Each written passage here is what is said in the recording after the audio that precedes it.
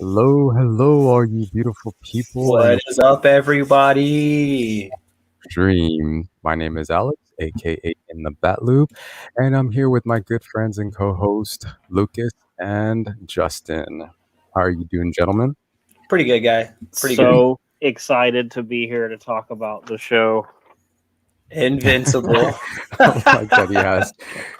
Nice. Good Um, props. Good right. prop usage. Nice. But yeah, you guys, welcome to the stream. Before we get started, if you can hit that like button as you're coming in, it Please do. Please really do. help out our channels. And if you know anyone that might be interested in the show, might be just interested in just doing, being participating in a live stream, they're bored, they got nothing else to do on a Sunday night, just share our stream to all the social medias and let people know. And we'll really appreciate that. Yes. Let's see. We got Katrina here in the.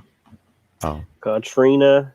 she said her dog ate her homework and I forgot to watch the show. That's okay. It happens, Dogs, gotta love them when they eat the homework of the digital homework. Let's say the digital homework Work. that you.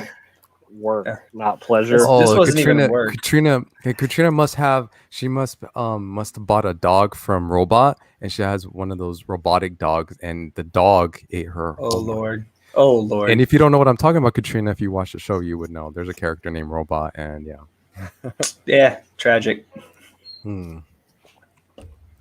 All right, you guys. So, as you guys know, before we get into any topic, we always do theme park news. And there's some big doozies out this week. Yeah, there's actually one that I feel like we need to do a live stream maybe for the next one, but we'll get to it. We'll see. Because it's kind of a big one. And if you and I are thinking the same thing, we'll see. First up on the list, actually, you know what? This one's really big, so I'm just gonna talk about it. So they just throw it in my face. Anyways, Katrina. So the theme parks have updated to where you don't have to wear a mask while you're outside, but you have to wear one inside restaurants, in the queue of rides, and in the actual attractions of the rides at the theme parks. You said It's a little restrooms, reasonable. right? Yeah. You said restrooms, right? Restaurants and restrooms. Restrooms, yeah. There's Yep. been some people who go into the restroom without their masks. I've heard and I've seen some things. So, Yep. So that one's kind of big, and I feel like it's something we should discuss about in a live stream, maybe for the next one, just because that was a big change and a big update, and it changes things for a lot of people, because maybe there's some people, that were wanting to go because they wear masks, or maybe there's people who didn't want to go because you have to wear a mask. So Exactly. I feel like that'd be a good conversation for the next one. But yeah, you guys, theme park news update: SeaWorld, Universal Studios, and Disney World, you can wear. Well, SeaWorld, they're not even forcing anything. But anyways, Disney World and Universal, it's new. You can actually be outside of the theme parks, with no mask on, walking around. But if you get into the, any ride, any restaurant, any restroom, anything that's indoors, you have to put your mask back on. And please be respectful. And no, don't try to take advantage of it. I can see people doing it, but just, that's I already seen people try and take advantage of it. So. I've seen it too. So that's why, but yeah. We will talk about it, and I feel like we should talk about it. I know there's some cast members that I've read some stuff on Twitter. Like, there's a lot of stuff, so probably for the next stream. But other than that, is there anything you want to add, Lucas? Because I feel like that was the biggest. That was the big one. Disney Wish, the new cruise line. Oh, I heard about that, but I don't have details on that one. I don't have too many details on it either. I saw Carla was talking about it earlier this week, and they were showing me some stuff about it. But Disney Wish is becoming it's gonna set sail soon, so that's up and coming. So that's really good. And for those people who are been waiting for that, there you go. Katrina, and we'll talk about this. Yeah, I heard a lot of them got it. It happened the night before. There was people cast members who woke up the day of and was like, "Oh wow," So, another thing that I guess is real quick.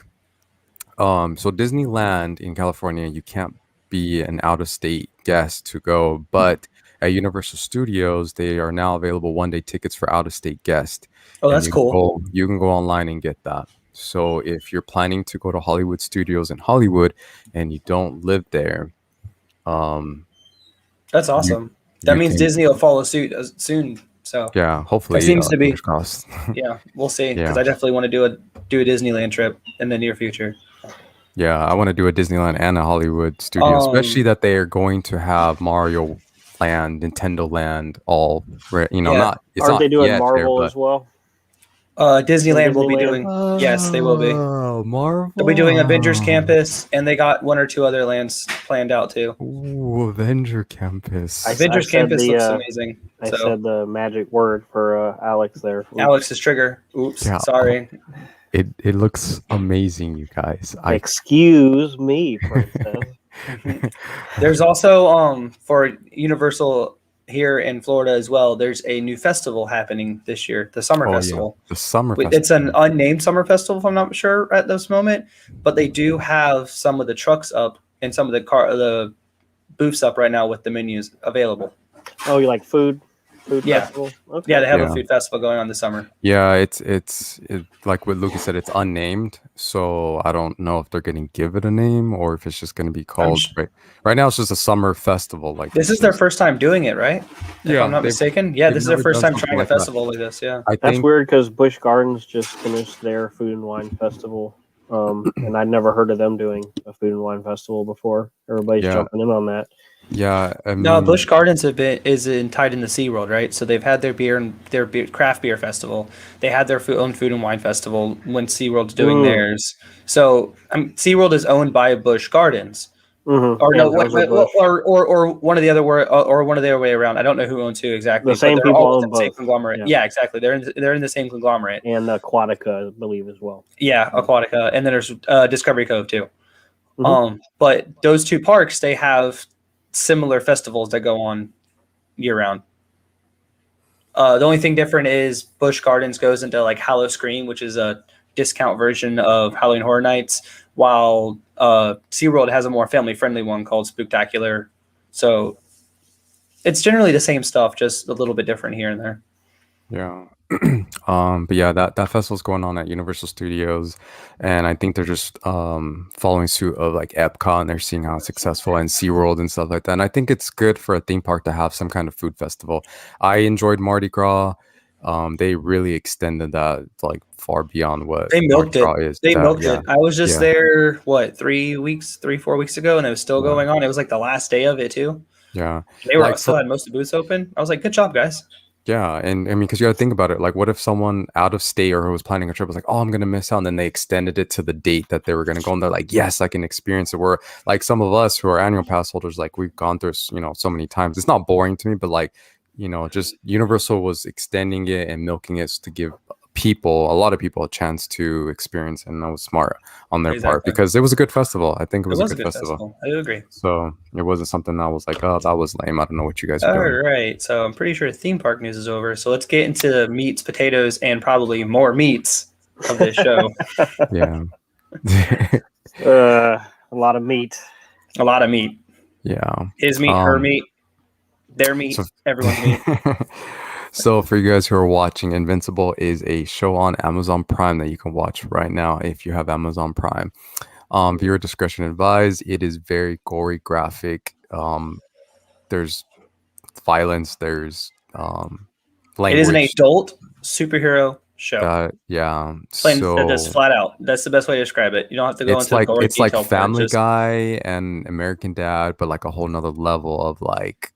I wouldn't compare it to that at no, all. But I Family did Guy and want to American say, Dad is more of a satire or like comedic special, Yeah, whereas but I'm this is like saying. its own fleshed out, built out universe of fleshed out, built out characters. But I'm saying expecting like the adult, like it's not a kid cartoon. Like it's not a kid. Like even though it's about superheroes, this is more you're not. inclined to like season 5 of Samurai Jack and Primal and You things lost along me. and things No, along that. it's not like South Park, Katrina. But No, I it's did not wanna say, comedic. you got all this superhero stuff coming out. I remember a few years ago, probably like 4 or 5 years ago, where everybody's like, man, they just keep making superhero stuff. When's it gonna get stale? Like, when is this, gonna run out where people don't like this stuff? And Lucas, has it gotten stale yet in No, it's 2021? gotten better. No, it hasn't. I It's mean, gotten better. They're going in. So this yes. is something that I had not really a conversation, but I made a post on Facebook the other day. I was like, with the hype of Invincible right now and The Boys, which are both Amazon Prime shows, they're using characters and stories and worlds that aren't mainstream. DC, Marvel, they're not mainstream. Invincible's owned by Image. That's a comic book company that really no one knows about. Mhm. Most people know if you know if you know comic books, maybe of course you do, unless you're living under a rug. That's where Spawn came from. Hey, One of the yes, greatest how you comic book doing? creators of all time, Todd McFarlane. That's where he started his own creation, Spawn. Therefore, Invincible coming from it is a great shout out to them. So Also I was created by the guy who created The Walking Walking Dead, Dead. Robert Kirkman. Exactly. That's hence why it's so gory and more adult themed. You would think But- so. Well, when But I brought I up was when I brought up like Family Guy like that, I was like, it's more adult theme. Like they show like a lot of blood and like not the humor part of it or the satire. I'm just saying like it's if you're like kids shouldn't be watching Family Guy and things like this. So I'm saying they shouldn't be watching Invincible. I would rather if I had the choice between the two, like Family Guy or American Dad and Invincible, and my kid was allowed to watch one or the other one, they're gonna watch Family Guy and American Dad as a little kid, as of right now. Like if I had a choice, I'd let them watch that first. I'd be like, look, this is funny, this is dumb. Invincible is grounded and it could be in real life. It shows it's a lot. Anyway, so back to my original statement I was trying to say. This is segueing into a lot of unnamed or indie-esque labels and heroes and stories. Like, look, Jupiter's Legacy is on Netflix right now. Mm-hmm. I was going to mention that. I still need to watch that, but Netflix has almost been dethroned because number one, it seems like these platforms that they're like they want to. It looks like Amazon might be because Amazon's got The Boys and Invincible now. Netflix has the Umbrella Academy, and now Jupiter's Umbrella Legacy. Academy is also really good, though. It's good, Yeah. but if you compare, a lot of people are saying I haven't seen Jupiter's Legacy yet, so you gotta watch it. But it's being called not as good. It's not getting the kind of praise that a lot of these like The Boys and Invincible are getting. And I would say when you compare Amazon's lineup to Netflix's lineup, even like just from Umbrella Academy compared to this, Umbrella Academy is good, but I don't think it lives up even close to the hype that Amazon's been pumping out, which is very surprising because Amazon is not really known for their originals. They chose two very adult themed comic book stories that go against the norm of what's being pushed out right now, and I think that's what people like. It's like so one of the IPs or labels that I said would benefit well from like an animated style adult themed cartoon. I said was Hellboy. So that story and that show, or that story and that comic book, would fit very well into an animated adult season by season show. Granted, I like the movies. The last movie was a little bit, but I enjoyed it. But it's not a cinematic masterpiece. But I enjoyed it was fun. But I really think that that's one of like the movies, or like one of the comic books that would really benefit from this style of like media. Invincible blew me away. I did not expect it to be as good as it was. And I knew some of the source material, just not all the source material. So there's some stuff that's going to be happening later on that I know because I've started, being more and more invested into it. But from what I knew and what I watched from what I knew already, blew me away. Hey, Julissa. Yeah, go ahead. Go ahead, Alex. Sorry. No, I was just saying hi to people in the chat, just making sure everyone gets covered. Right. But yeah, I was giving people like a visual, like it's like I said, it's pretty gory and there's a lot of yeah. But that's the main thing is like. But I mean, that's what made it good. Like that's what made it good. Like the fact that it was, seeing all the. Like if you're gonna watch something of like action or superhero, whether it's real life or animated, like just seeing the destruction, the blood, the guts, the like all of that, like I don't know, it just added to the moments of like, whether people were dying or the dramatic scenes or just like, like I said, certain scenes. So adding that kind of violence is just kind of like, oh my gosh, or oh no, Makes it or more impactful. yeah, It impactful. There you go. does. But And so one thing I want to say though, because you keep touching on the blood and guts, blood and guts, blood and guts, like that's the shock factor of the show, and that's why we're bringing people in. But that's not what's good about this show. Like it's an adult show, yes, but it's the theme, it's the thematics of what they're handling, it's the characters, it's how they're acted, it's the character arcs and the plots. They're all very adult themed. Yeah, when I started, so when I saw this coming out, I was interested because I mean, I like Robert Kirkman a lot, but I, like most people, kind of fell out of Walking Dead, and so I wasn't like, oh, I'm really excited for this show, and I didn't really want to because I'm not the biggest fan of American animated stuff, and I have been kind of moving away from just watching animated stuff for a while. But I got into this, and just if you watch the first episode, it kind of is like a red herring episode where it's a lot of what happens, doesn't represent the rest of the show at large, and we'll get into that when we start talking spoilers. But I didn't really like the first episode content wise until the end of it. But after that, I grew to love the show. Just got better and better as it went on. And you can tell this is an animated show with a budget. And I'm going to get into the why that is in a little bit, but I have so much to talk about when it comes to the cast of this show. It's amazing. And just all the little different Easter eggs and things that have gone on. But like one of the things that I loved growing up, I don't read comics anymore, not because I'm too old for them or I just don't have the time to sink my, sit there and read something as much as I do watching stuff. It's a lot quicker that way. And I used to read Ultimate Spider-Man. And what I liked about that is it started out from the beginning and it told a really self-contained story to where, yeah, you could go read like the other Marvel content to kind of link into it. But for the most part, it was very self-contained. One of my problems with getting into a lot of superhero content is everything is just kind of in the middle. You never really see the beginning of a story, and then by the time you get through the first few issues, you want to go and like, oh, you read this many Batman, now go read Superman, and then they'll connect. And it's just like, or you start this version of Batman off in the middle of his career. You don't really get to see that beginning.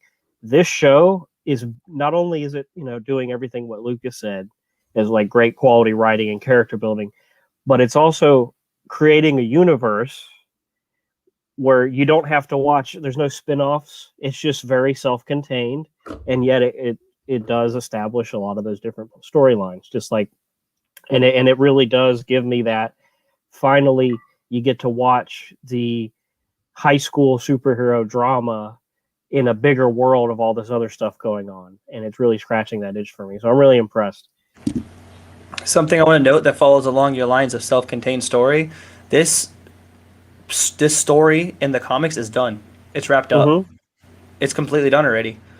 So if you want to go ahead and read everything, you can, and then watch as everything unfolds, like visually as well.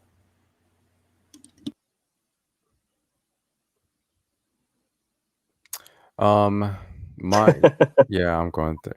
My only thing I'm adding to it, because I kind of want to get into it, is it's a really good show. I was very impressed. It surprised me. It almost had me on the twist in the show. I won't get into it. I mean, if you don't want to get spoiled right now, but I still got a lot to talk about before we go into. I kind of figured it out, and I think I know what's going to happen in the next season. So, but episode 1 did like threw me off guard. Like it was like one of those like, I'm trying to think of a show that kind of just like, it's kind of like almost like a Game of Thrones kind of thing where you thought like, and I'll get to it, but it's like, and then it's like, oh my gosh, that happened. And I mean, this all happened in episode 1. So, and for those who are in the chat, I'm just kind of giving you guys like some visuals of what like. Yeah, really good visuals. They did take some liberties and change some things from the comic book as well, but they did things in a way that fit for television storytelling. Right. Like it made sense in the cohesive story. Like it didn't change the characters per se. They gender swapped one character. But they didn't change what they stood for. They still acted the way I would So have it's pictured faithful. these characters. I think it's faithful, but they took their own liberties in changing things. I think I saw something. Kirkman is in charge of it. So it's he's Exactly. he's the creator of the comic is doing the show. So he's got full creative liberty. He's, you know, able to make the changes that he wants, that he knows will fulfill what his vision is, and I think that's incredible. And he did great. Yeah, and I have. Oh, go ahead, Alex. I have a lot to say, so go ahead. No, I was just gonna give people like, I mean, because like I said, this is a show not a lot of people know. So just looking at this picture is probably a good way to kind of give you like a summary. But this show kind of really focuses on these two. It's a family. His name is Omni-Man. If you watch the show, that's almost like they're almost exact like Nolan Grayson.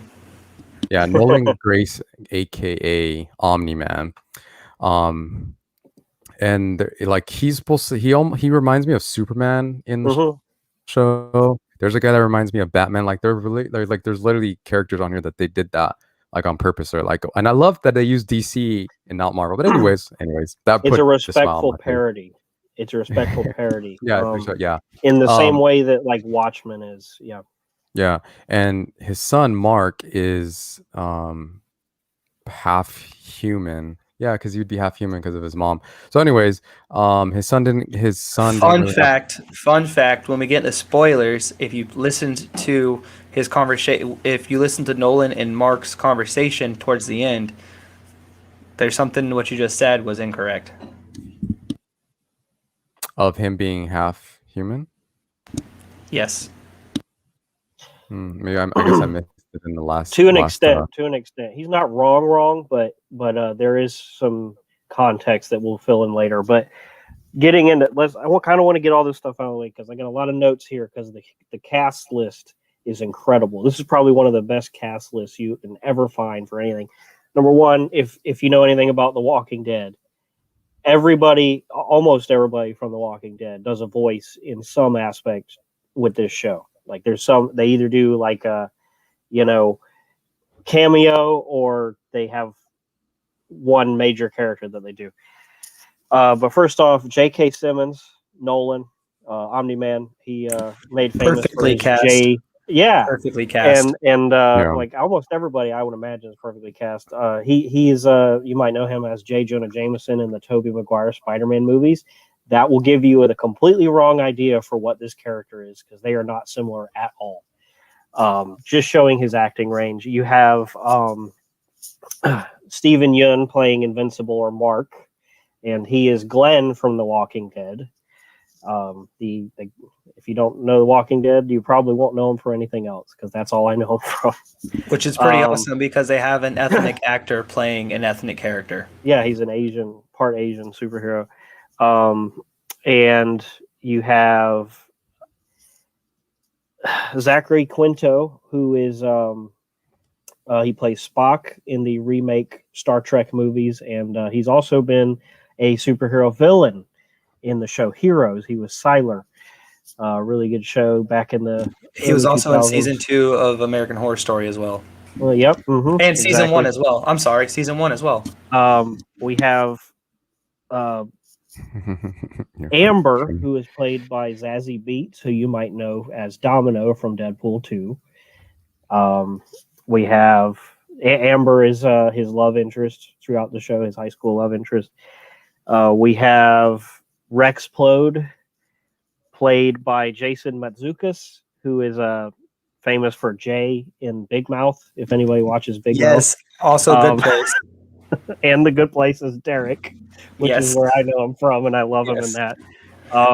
We also have a bit of Vampire Diaries. Melise Zhao plays a character named Duplicate, who is Anna in Vampire Diaries, and Gina in Unfabulous. If any of you fellow people my age know about that show growing up on Nickelodeon, Unfabulous.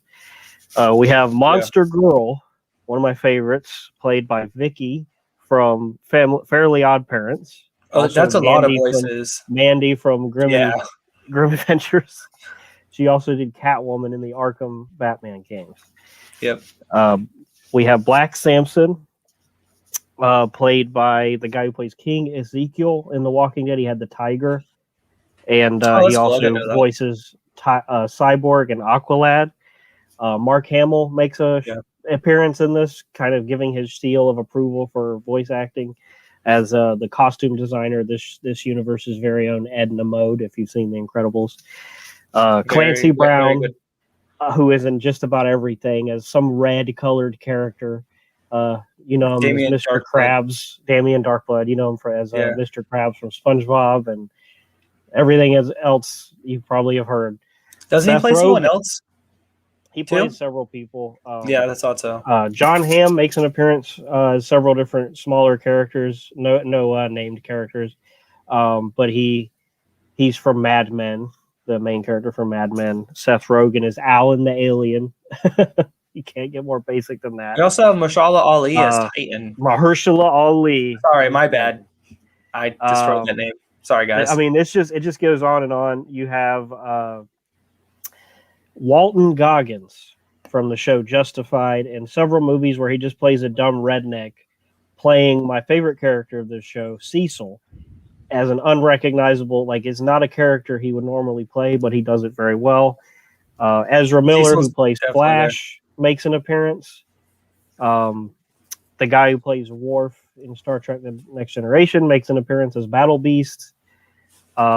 Jeffrey Donovan from Burn Notice, the main character from Burn Notice, is in this.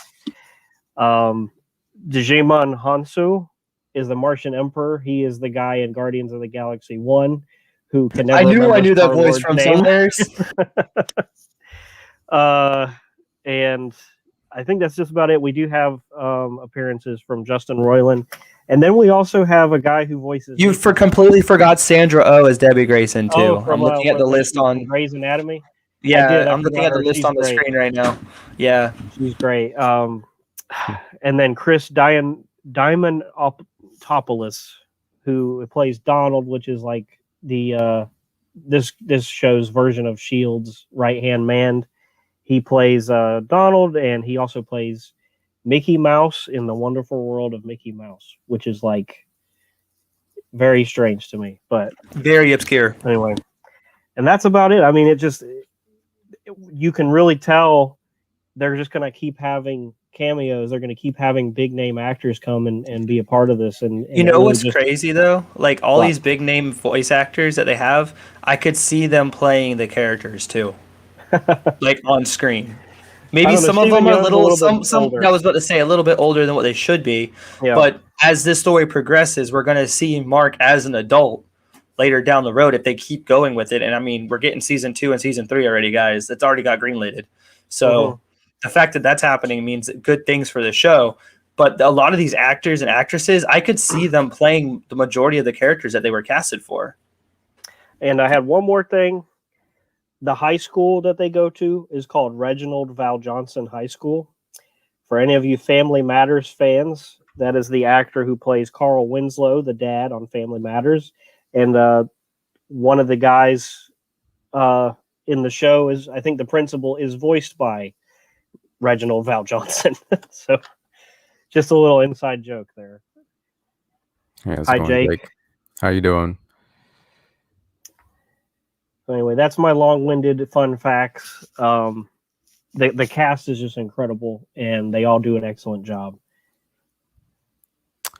Yeah, it's amazing, man. Another thing that made the show good. Yeah, another thing that made the show really good was the voice acting. Like I think every actress that was voiced to voice any of the characters on here, they just matched. There wasn't one where I was like, they could have picked somebody else. I mean, everybody was just on point. It was just really, really good. Like they're very. The list is they're talented. I mean, just because you have talent doesn't mean you might not be able to pull the voice acting. And they did a good job. And so that was another thing that made the show really, really good.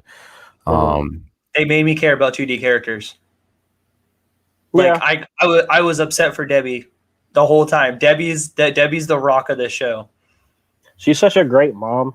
Yeah, she's such a great mom, and she still loves Nolan. And a loving wife that she thought he was loyal. And let's get into spoilers, everybody, because he looks like we're about to bring up some spoilers. So we're getting into spoilers. So guys. Spoiler talk. Spoiler, Um, spoiler, she spoiler. I can't. starting with Debbie, like, yeah, she was like in each and every scene and just episodes. You could see she was, a loving wife, a great mom, and My wife. yeah, and And a pet. there was even times where she's like, she's doing her thing, but like she wasn't really too worried about her husband. Like I remember Mark came in, he was like, he told her that he went to another galaxy, got lost into like a little what do you call them, the little portal. Yep. And she's like, "Oh, that's like a Tuesday." And I was like, "What?"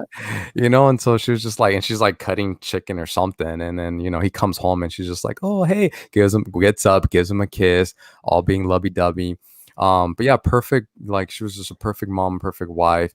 And, we'll get to it, but like, Omni-Man, her husband lied to her about some stuff, and she found out, and she reacted as any wife or loving partner should react when you're with somebody you trust them fully, especially a superhero. Not only that, you guys, she even taught him how to be a human, how to care for the humans, Mhm. teaching him everything that there is to know about the world, the humans, everything, why May we have care, why we single-handedly love. Yeah, saved the world because of that too. May have So yeah, single-handedly. first and foremost, for everyone who doesn't know yet, Alex just said it without even saying where he's from. Omni-Man, Nolan Grayson, is actually a Viltrumite from the planet Viltrum, which is essentially like a planet of super people. All of them are It's a Supermen. parody of Krypton, but a lot darker. People who lived on Krypton didn't have powers because of the sun they were True. under, right? True. Viltrum, everybody's the same. They're all superpower. The older you get, the stronger you get, is essentially how that planet works. Thousands of years old, thousands and thousands of years old Viltrumites. Every couple hundred years, you get stronger. Mm-hmm. yeah. And it's one of those things where you kind of get into the vampire dilemma of, well, what happens if you live forever? Does things stop mattering to you as much? I really love that aspect of it, but it's just, I think we can talk about both the micro stories and the macro stories. There's so much going on with this show to the point where there's, most shows will have an A, B, and C plot. This show has an E, D, F, G, A, Yep. all those, and there's And they just draw- so much to follow, and it gets in and out. It never feels like it takes too long. All the episodes are 40 minutes, and they go right by. What's crazy is like the ED, Z, BDF, 1, 2, 3 plots came out essentially all within the last 2 episodes. Like at the end, like towards the end of the last final episode, we see all these different teases of what's to come. It's not just like cliffhangers though. It's just what's to come. Yeah. And that's what I love. It's a lot of setup, but multiple planes of setup. Yeah, Jessica, like, I mean, anyone that's watching right now, it's a very interesting show. I mean, if you're curious about it, it's just 8 episodes, 40 minutes long. You can check it out. It's on Amazon Prime. Hey, Lennon, how you doing, buddy? But yeah, like, it's just, there's just so much to say about this show. Like, it really blew me away. And like, just talking about, I feel like what I really like about a lot of the beginning of the episodes is that it kind of starts off like kind of calm, and then all of a sudden like something comes up, some kind of destruction or just something Lures you into a sense of a false sense of security. Yeah, exactly. And then like I said, then he gets right into the action, and like, Lucas, I brought up like the blood and everything and all that, but like it just adds to the action, like I don't. It does. So if someone gets punched in the face, I don't want to see like his head turn. I think I want to see. That's what I. Okay, so that's the realism, like where I said the realism of grounded characters and thematic elements come from. Because we can compare this, since a lot of Robert Kirkman clearly took a bunch of inspiration from DC when creating a couple of his characters, not all of them, just a set of characters called the Guardians of the Globe. Yeah, right. Which I like that. Which is, I mean, they're a good roundabout group of people to base their characters off of is the Justice League. Don't care about that, right? What I care about is how the DCEU tried to show what would happen if superpower people fought within the world, but they didn't show us what actually happens to the humans, to the breakable people. This show shows us what happens when superpower people are fighting and they don't care about what's going on around them. Well, so does The Boys, but this show, because it's a cartoon, it's not restricted as much by budgeting and CGI, so they can do a lot more. So it's not like it's just Amazon's kind of trend. And Alex, I don't know if you can find it, but if you can find the screenshot of the head being crushed and the eye popping out, because I really think that Kirkman has, Oh, are you talking about when in the beginning Omni-Man? of the first episode where Omni-Man is crushing that guy's head and his eye starts to pop out? I think Kirkman has a thing for eyes popping out of heads, because the same thing happened to Glenn in The Walking Dead. Hey Christina, how you doing? Glad you made it to the show. Yeah, this will be a good show a new show to watch. Glad you're it'll go right through though. It's only 8 episodes. Hey Anna, how you doing? Yeah, I know. I can't tell you how I had more than enough time to finish up the show because granted, like I said earlier, season 1, I already knew it was happening in season 1 because I read up to a certain point in the comic books back when it was first coming out. So I kind of knew what was going to happen for this season 1. So I kept telling Justin, because Justin was like, "You got to watch the show, man. You got to watch the show, man." I'm like, I kind of know what's happening, man. So I was like, I don't really know if I need to watch it or not. But I watched it. But I drug out watching it instead of binging it out because I knew it was only episodes. And after the first episode, I was hooked. So, but it's beyond good. It's easily in my top 10 favorite shows of all time now. Mm-hmm. And normally I'm not that cartoon guy. I'll watch anime. But lately, I've been away. I like Disney cartoons for sure, but it's just more of if it's American, there's something about the style. And this show, I'm not saying this show doesn't have that style, but it has the style with a lot of other things going on too. Go ahead. There's points in the show where they take inspiration from anime during action scenes and some of the emotional scenes. Like the way animes would showcase facial emotions, or they showcase punching. There's the scene where Immortal comes back alive. Sorry guys, Immortal's one of the Guardians of the Globe, and guess what? They all die in the first episode. Ha! Spoilers. But at the end, there's a scene where the Immortal comes back and he's throwing a punch at Omni-Man, and Omni-Man blocks it, and then they show the camera panning onto his arm as he's punching into Immortal. That's not a normal American Western animated tactic. That's definitely an anime-inspired action scene. Mm-hmm. And you can tell they got money because it's going back to some of the higher budget animes. One thing that they'll do that American cartoons almost never do is the backdrop will be a fully painted out, designed mural of a countryside or a city. And this show has that with New York. You'll see the backdrop of New York is a kind of a different, it's more detailed than the 2D characters that they're flying around New York, giving it a higher sense of a realism. So when one of them is thrown through a building, the building it breaks like a building would actually break. It's less cartoony. And so they actually spent a lot of money doing all of that. You can tell where they spent their money and on the cast. So it's a top tier. It's a tier above most American cartoons. But you got to give that first episode. You got to let it go because it's going to be it's going to feel like a DC movie cartoon for kids for a little bit, and then it's going to be like, just kidding. The scene he's talking about that makes it not kid friendly is at the end, and it looks like Alex about to show a little bit of it, but there's talking about animation quality and the budget of the animation. So I'm a big animation guy, and I could tell there's some points within this scene where some animation was sacrificed so we could get better visuals later in the show. Granted, this is one of the scenes that you should have the best animation for, but there are a couple animation what do you call it? Not cheats. There's a couple cheats they did. So earlier and anyone that kind of joined in the chat late, we were talking about how some of these superheroes kind of mimic some of the DC, and that's what made me happy. But you could tell he looks like a Batman. That's Darkwing. Woman. Yeah, that's War Woman. Yeah, War Woman, but it was like Wonder Woman. And so, anyways, this scene, That's You see, Immortal like, right there. That's yeah. Omni-Man. That's the Red And Rush. Flash.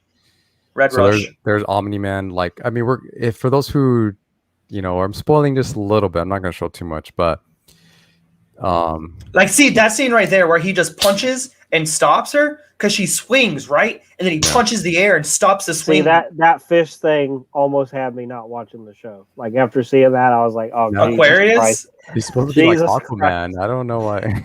Uh, But see, this is what. So you got someone that like the Flash, and you see. But I mean, look at this. I mean, it's done yeah, really so, well. so You the guys, like, it Flash's shows. animation here, the Red Rush's speed animation, not impressive. See this right there. See, this Not is one of the things I was talking about. See, the Yeah. streak comes in just a still frame, right? Yeah, It's just a still not frame, impressive. right? In a still frame. That's what I'm Here saying. you They go. sacrifice. Here you go, them. right here.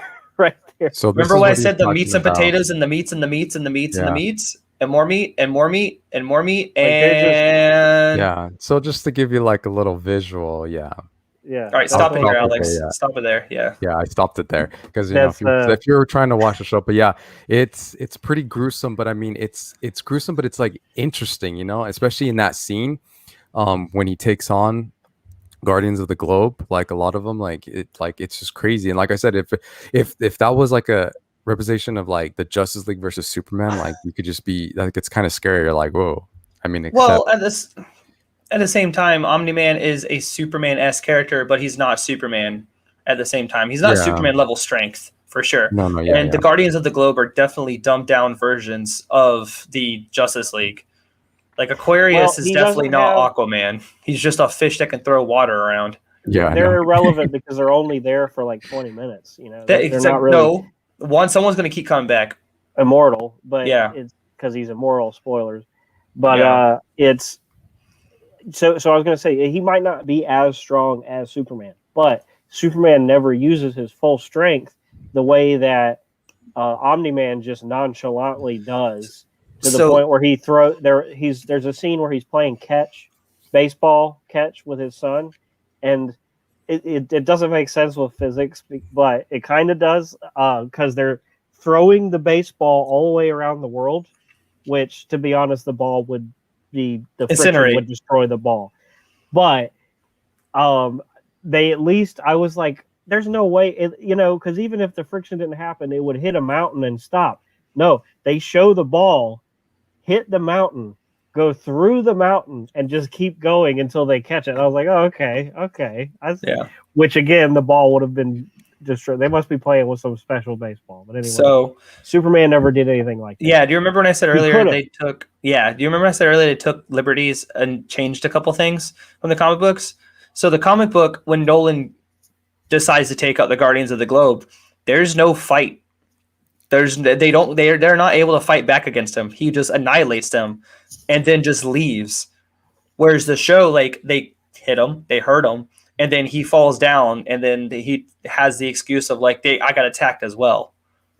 So he didn't go into a coma in the comic. No, he didn't. He just walked through them. This is better, definitely better. No, that's why I said they took a lot of the ideas from the story and made it better. Yeah.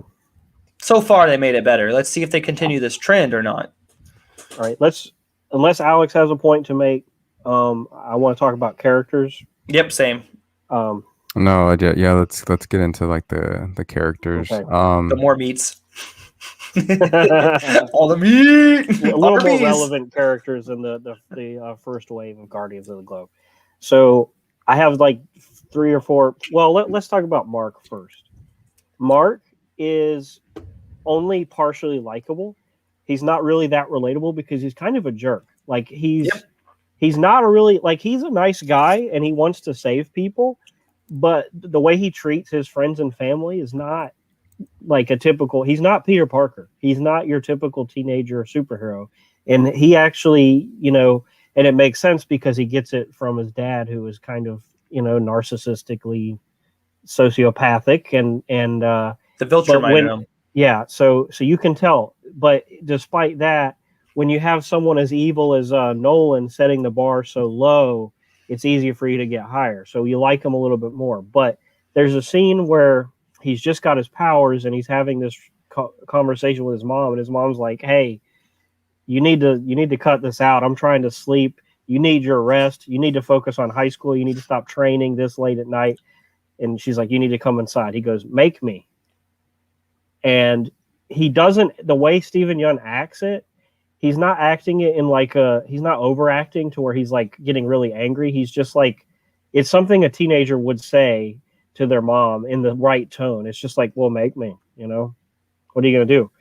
And she's like, and the way she responds, what some of the best writing ever. And this is the first episode where she's just like, "Does that make you feel good that I can't physically make you go inside the house?" And he thinks for a second and then goes, "Yeah, you're right." But he that's his kind of instinct. You can see throughout the show, his instinct is kind of to respond negatively first to a lot of things. Like a teenager. And I thought they did, like a teenager. and a Viltrumite teenager too. Like not just like a Steve Rogers who is just going to be noble and good all the time. And I like, as much as I love Captain America and how virtuous he is, like, do good first so you can do good later.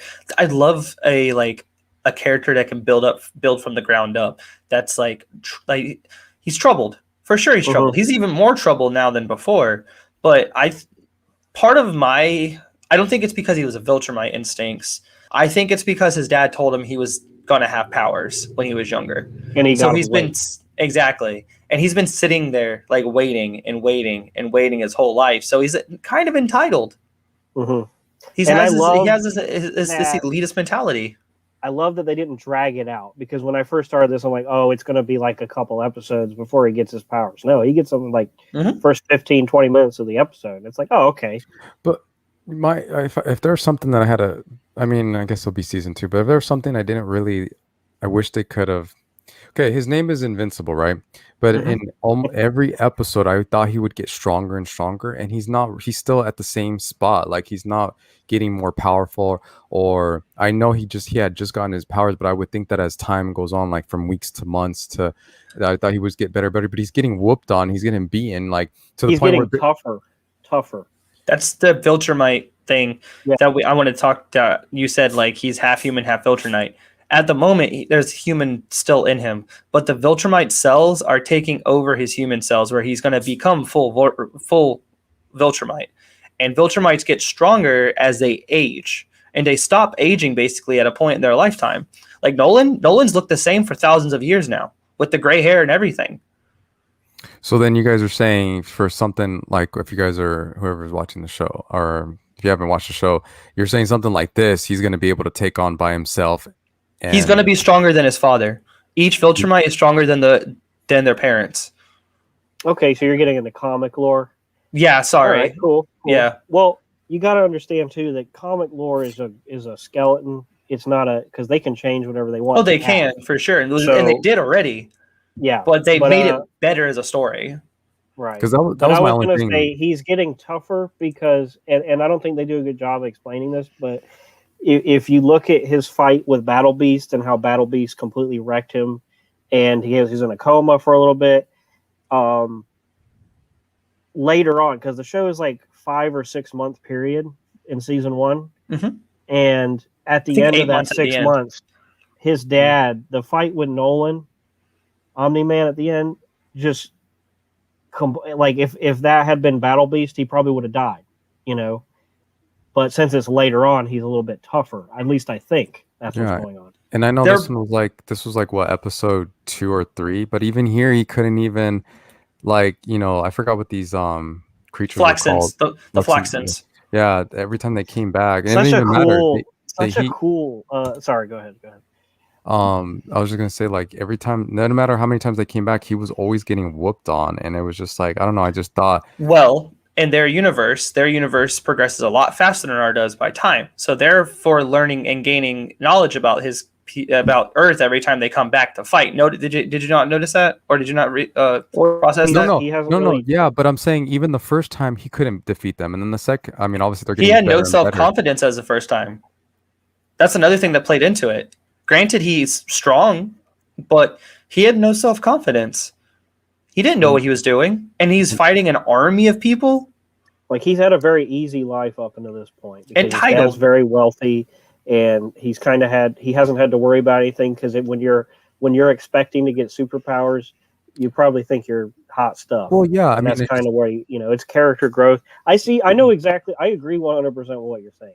and I do think it's there. I just don't think they do a good job showing it. And I just remember something. Omni-Man, his father, did say that because I remember he was like, I think they were flying, learning how to fly, and he was saying that he was kind of like questioning why do we got to train, and it was kind of like, well, just because you got superpowers doesn't mean you're just going to be all of a sudden stronger. You're all of a sudden Exactly. fly it.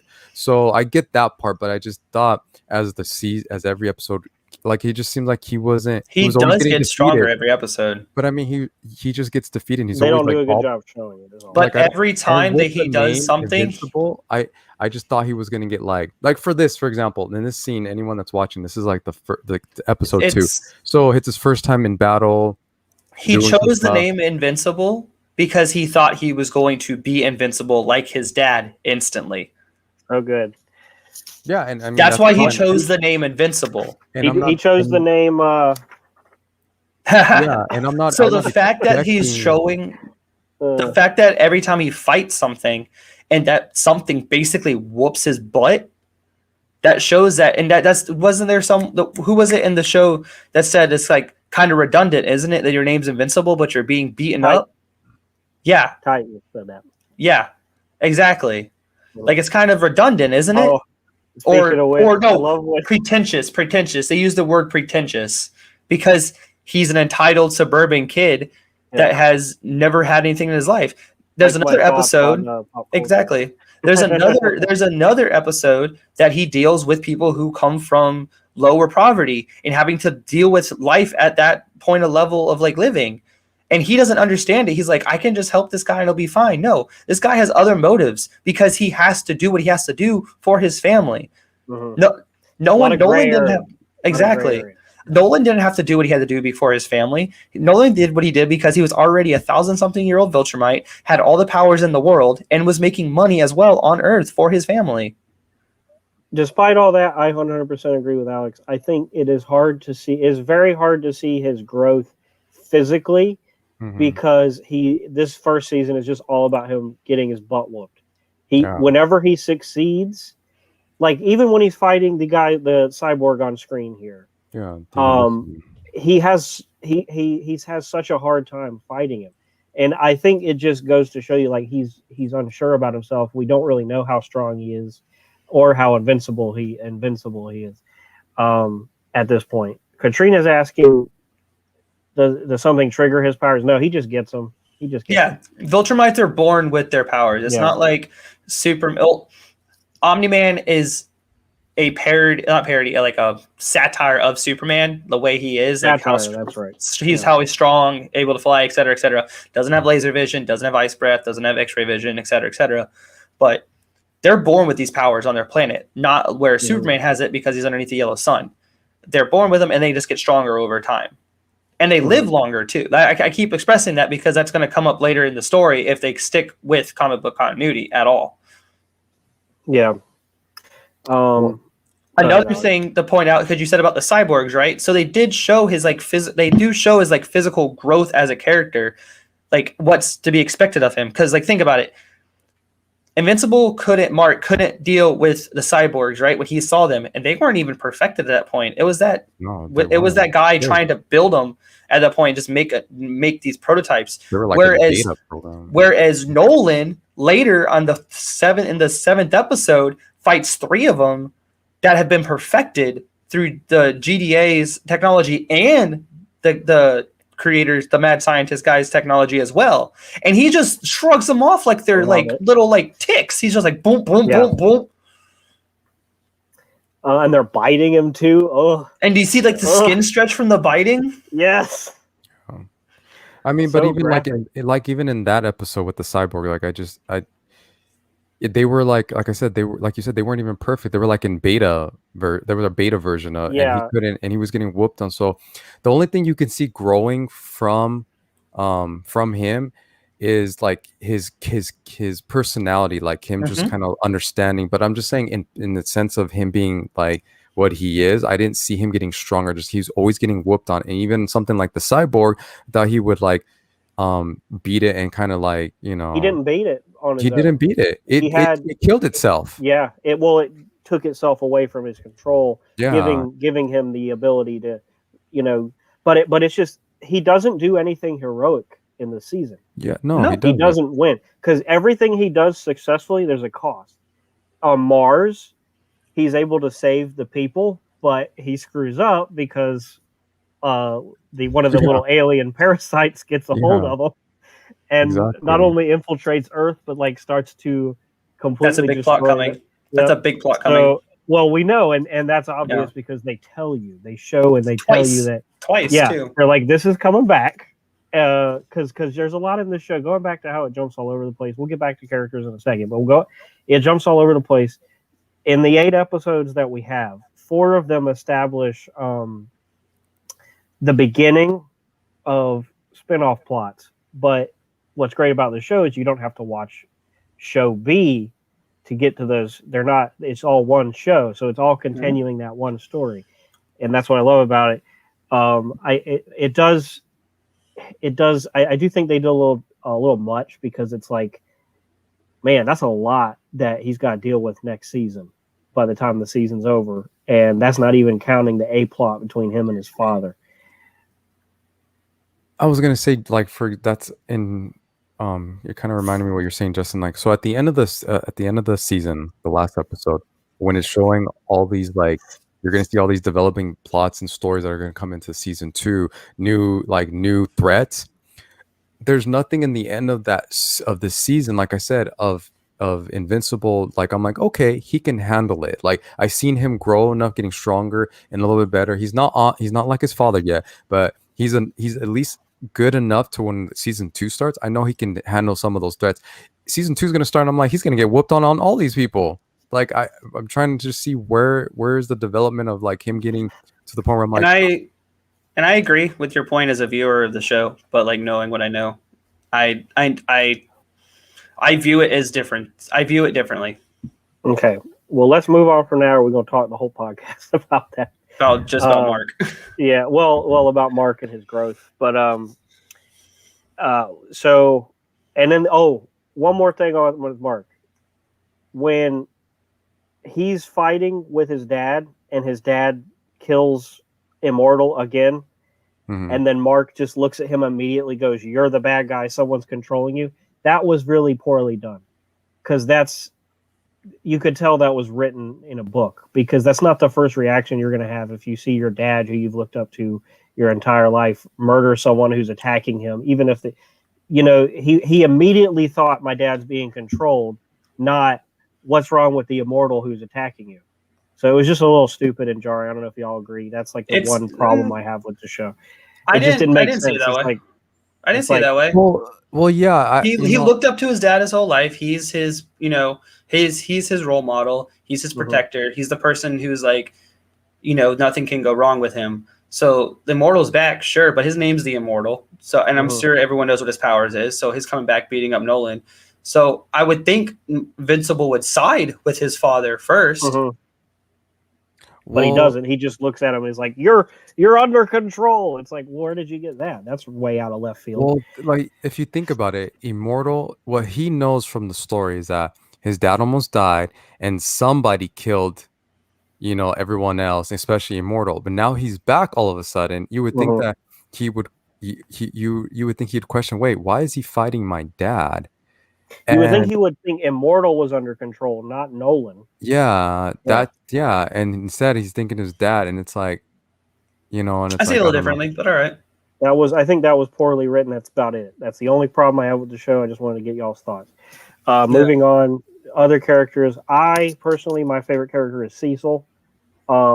Such a you character. Such a you character. Going back to Ultimate Spider-Man comics,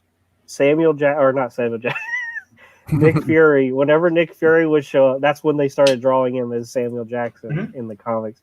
Whenever he would show up, he would always be the guy cleaning up after all the superheroes' messes and kind of giving them, like, some top tier info. And you just knew that no matter what happened, he would always be there to make sure everything is okay. And we don't really get to see that much from him in the Marvel movies with Nick Fury, because he's so like B tier as a character, with the exception of Winter Soldier, but we never really got that. I'm going to take control of whatever situation, and especially in the penultimate episode where him and Debbie are just having a conversation, and he's just like, my favorite line he has is when Nolan's like, "You know this can't stop me," and he's like, "Well, I'm gonna do what I've been doing since I started talking to you, everything I can to slow you down." And he just starts throwing everything he has at him. He shoots a freaking laser out of a satellite at him, and the javelin, basically. Yes, and then it causes a nosebleed in Nolan, and he goes, "That's a like $6 billion nosebleed right there," because that's how much the satellite cost. And then Omni-Man just destroys the satellite. Just no big deal. And meanwhile, his mom, Debbie, the wife, is just like, "Oh my God, you killed him!" And Cecil's like, "I'm not. He's not even breaking a sweat at this point, but I am slowing him down because I'm awesome." And he's just such a little bamf, just walking around, always knows more than everybody else, always the smartest person in the room. And I can't wait to see more of him in the next season. And he's just a good guy. Like, he cares about people. He figured out Nolan killed the Guardians of the Globe without Damien Darkblood. So then that's the biggest thing too, because Damien Darkblood. I was gonna say, well, my question is, like you said, I realized that he figured it out. So what was the point of? By the way, anyone that's watching, this is Cecil, the old guy right here with the red tie. So he's like this version of Shield's director. So what was the point of having Darkblood come in to get confirmation? He didn't want Darkblood involved at all. That's his whole thing. Plus, Darkblood would be the whistleblower out to the public. Darkblood Debbie questioning Nolan. Cecil did not do that, but Darkblood did. That's why he was his purpose in the show, to get Debbie thinking about Nolan. Yeah, and Cecil was trying to keep this under wraps because he kind of knew about it already, but he didn't want the public knowing what was going on. Where Darkblood would have blown the whistle on it in a heartbeat. Well, he's smart. He knows that if Omni-Man, the most powerful man on the planet, knows that you know that he's actually a murderer, he's going to want to take you out first. So it's better to not let him know, to play the cat and mouse game where in the background secretly you're trying to figure out how to destroy him. Can you guys still hear me? Y'all are frozen. Okay. So in the background you get to, develop all this stuff, figure out how to beat him, and ultimately he fails. But still, I mean, you can still see how resourceful Cecil is. Like when they have the cyborgs, he's like, I'll do whatever I have to. I mean, I know it's kind of unethical, but I don't really have many options here, and I'm going to. He has an army of dead soldier cyborgs. Yeah, he's doing what he's got to do, and he's just such a cool character, written very well. Do y'all agree about Cecil? I agree. Cecil's a great character. Yeah. Like he's definitely the guy you love to hate. Mm-hmm. Yeah, we already talked about Debbie. Mm-hmm. Debbie is the GOAT. Okay. Yeah, Debbie.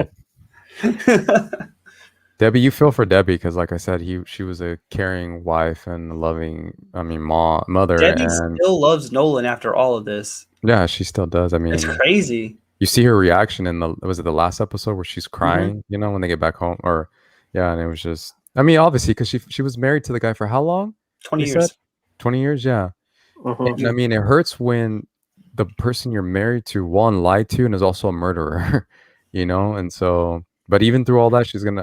There was love, so you don't just stop loving someone. At least in one way. Adam Eve is also a really good character. Adam Eve. Yeah, I know who she is. I felt like some of the women of this show, other than Debbie, were just written.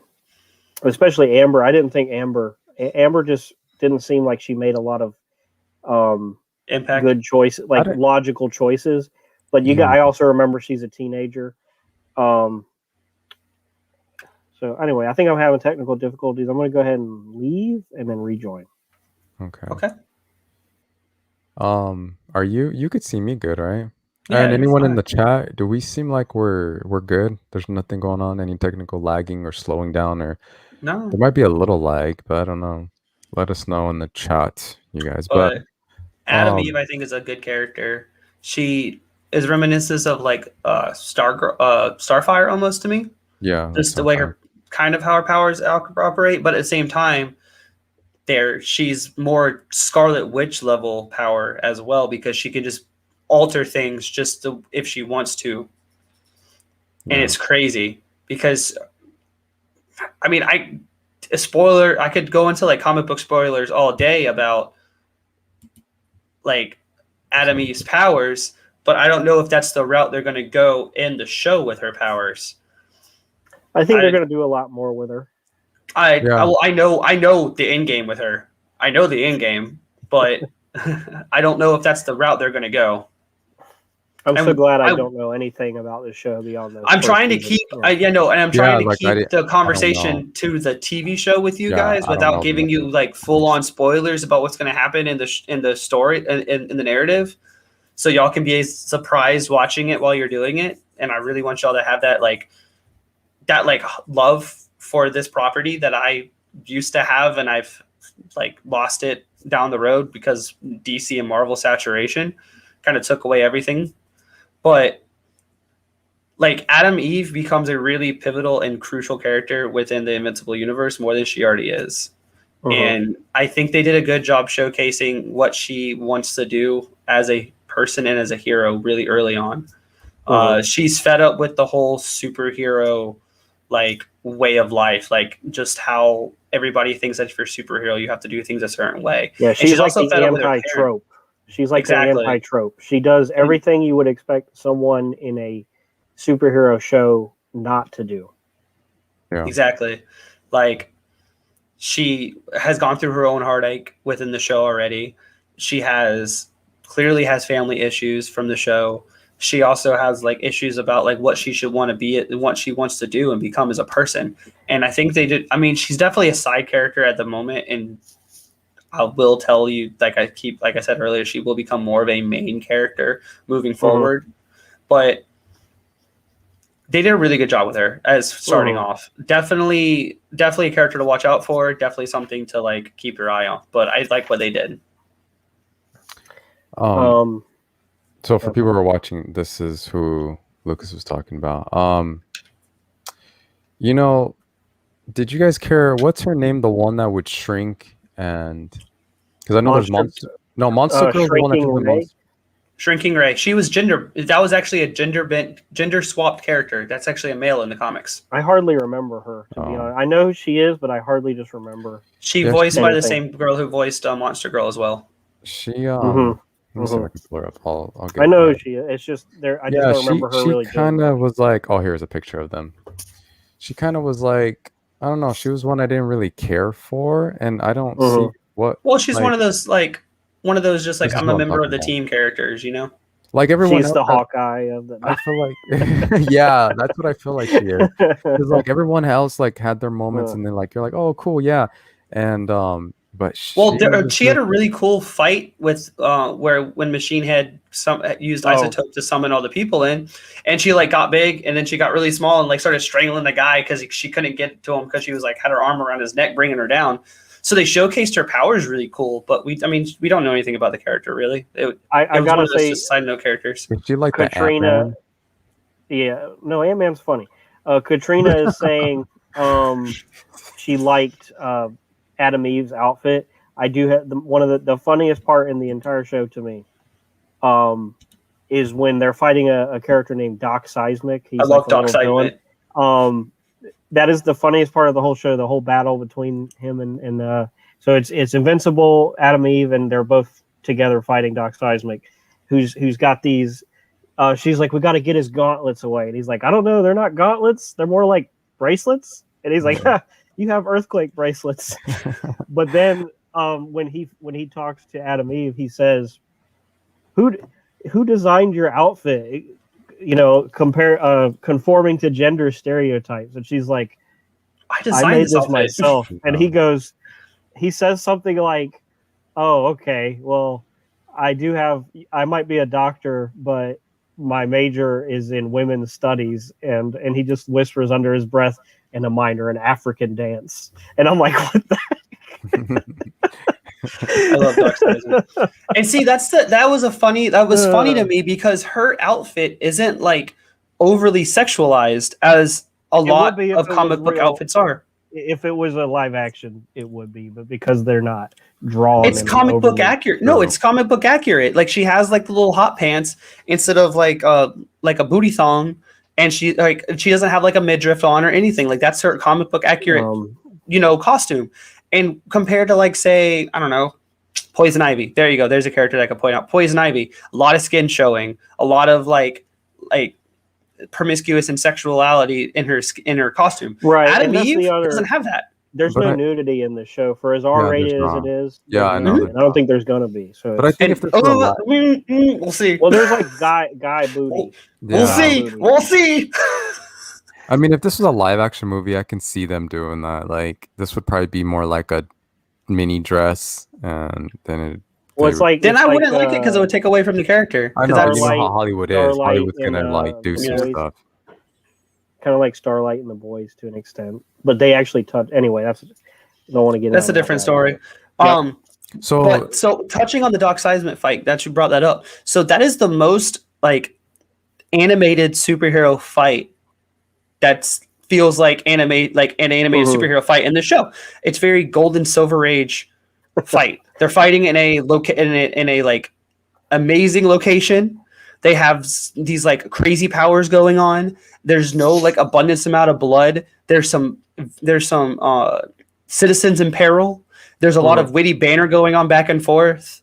Like I love how Invincible has to, for some reason, drill through the mountain so he can catch Doc, and he does a little spin move as he's flying so he can drill through the ground, which I was like, oh come on, but it's fine, you know, it doesn't really detract from anything. It's in and out, it's quick. He's right though, I agree with that. Other than the first episode, I think all the fights leading up to the end are very superhero, and it's done that way. Even like how they show the Guardians of the Globe coming in, and it's like, oh, now Darkwing is here, and now the Mauler fight was definitely very the Mauler fight was very well. The Mauler fight was the Mauler twin fight with the Guardians was put into the show. Wasn't a scene from the comics. Oh, I was gonna make a joke. Yeah.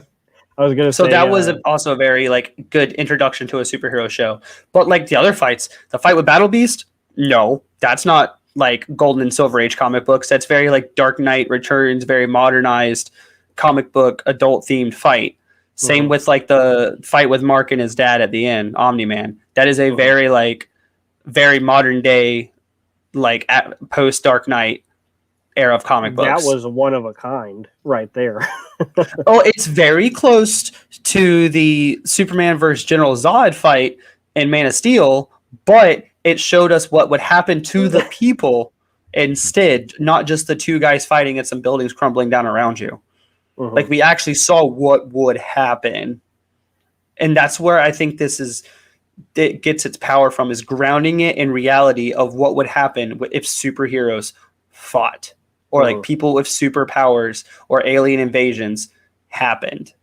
Like take Avengers and the alien invasion of the Chitauri coming into New York, right?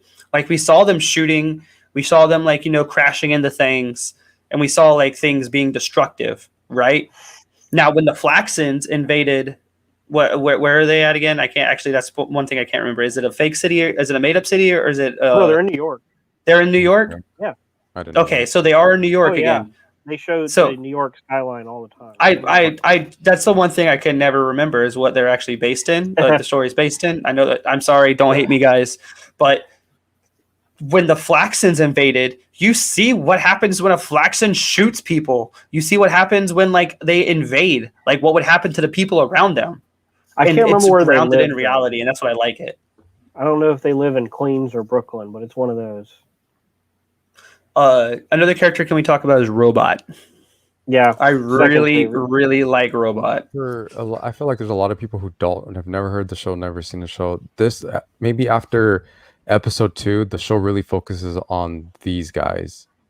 For you guys who are watching, like, and they're all interesting It's the new superheroes. Guardians of the Globe. Yeah, they're the new Guardians of the Globe because something happens with the originals. But these They guys are were like, the Teen Team before, Teen yeah, which Titans. is such a the Teen generic Titans. name. The Yeah. Teen It's Team.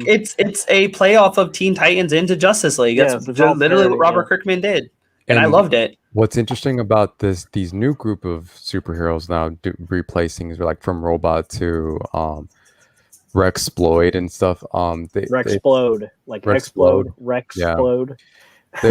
they're they're all like unique, and they all like I don't know, like if you see them as a team, you're just kind of, I mean, they're a new team, so they don't really work as a team, but like I don't know, it was just interesting how they would go out and fight and do their own thing, and they're trying to be as a team, especially Robot here. He was trying to like, Those are the heroes of this season. Like yeah, but their arc is probably the best arc of the show. yeah, because it is right at the, I don't want to. Sorry, Alex. no, yeah, keep right at the beginning, yeah. When they first join and they get taken to the headquarters, they're chosen. They make Robot the leader, and then Cecil shows them that there's blood on the wall from where the Guardians got killed, and he says, "I'm leaving this up on here to remind you to be a team, and until y'all are ready, I'm gonna leave it up there to remind you that anything can happen at any time." And at the end of the show, after they've been fighting and having real growing pains and just being a real dysfunctional family, I'll get to one of the hypest moments of the show in a second. But at the end, one of the characters you just love to hate, Rex. He's just such a hateable guy, but he's fun to hate. Rexplode.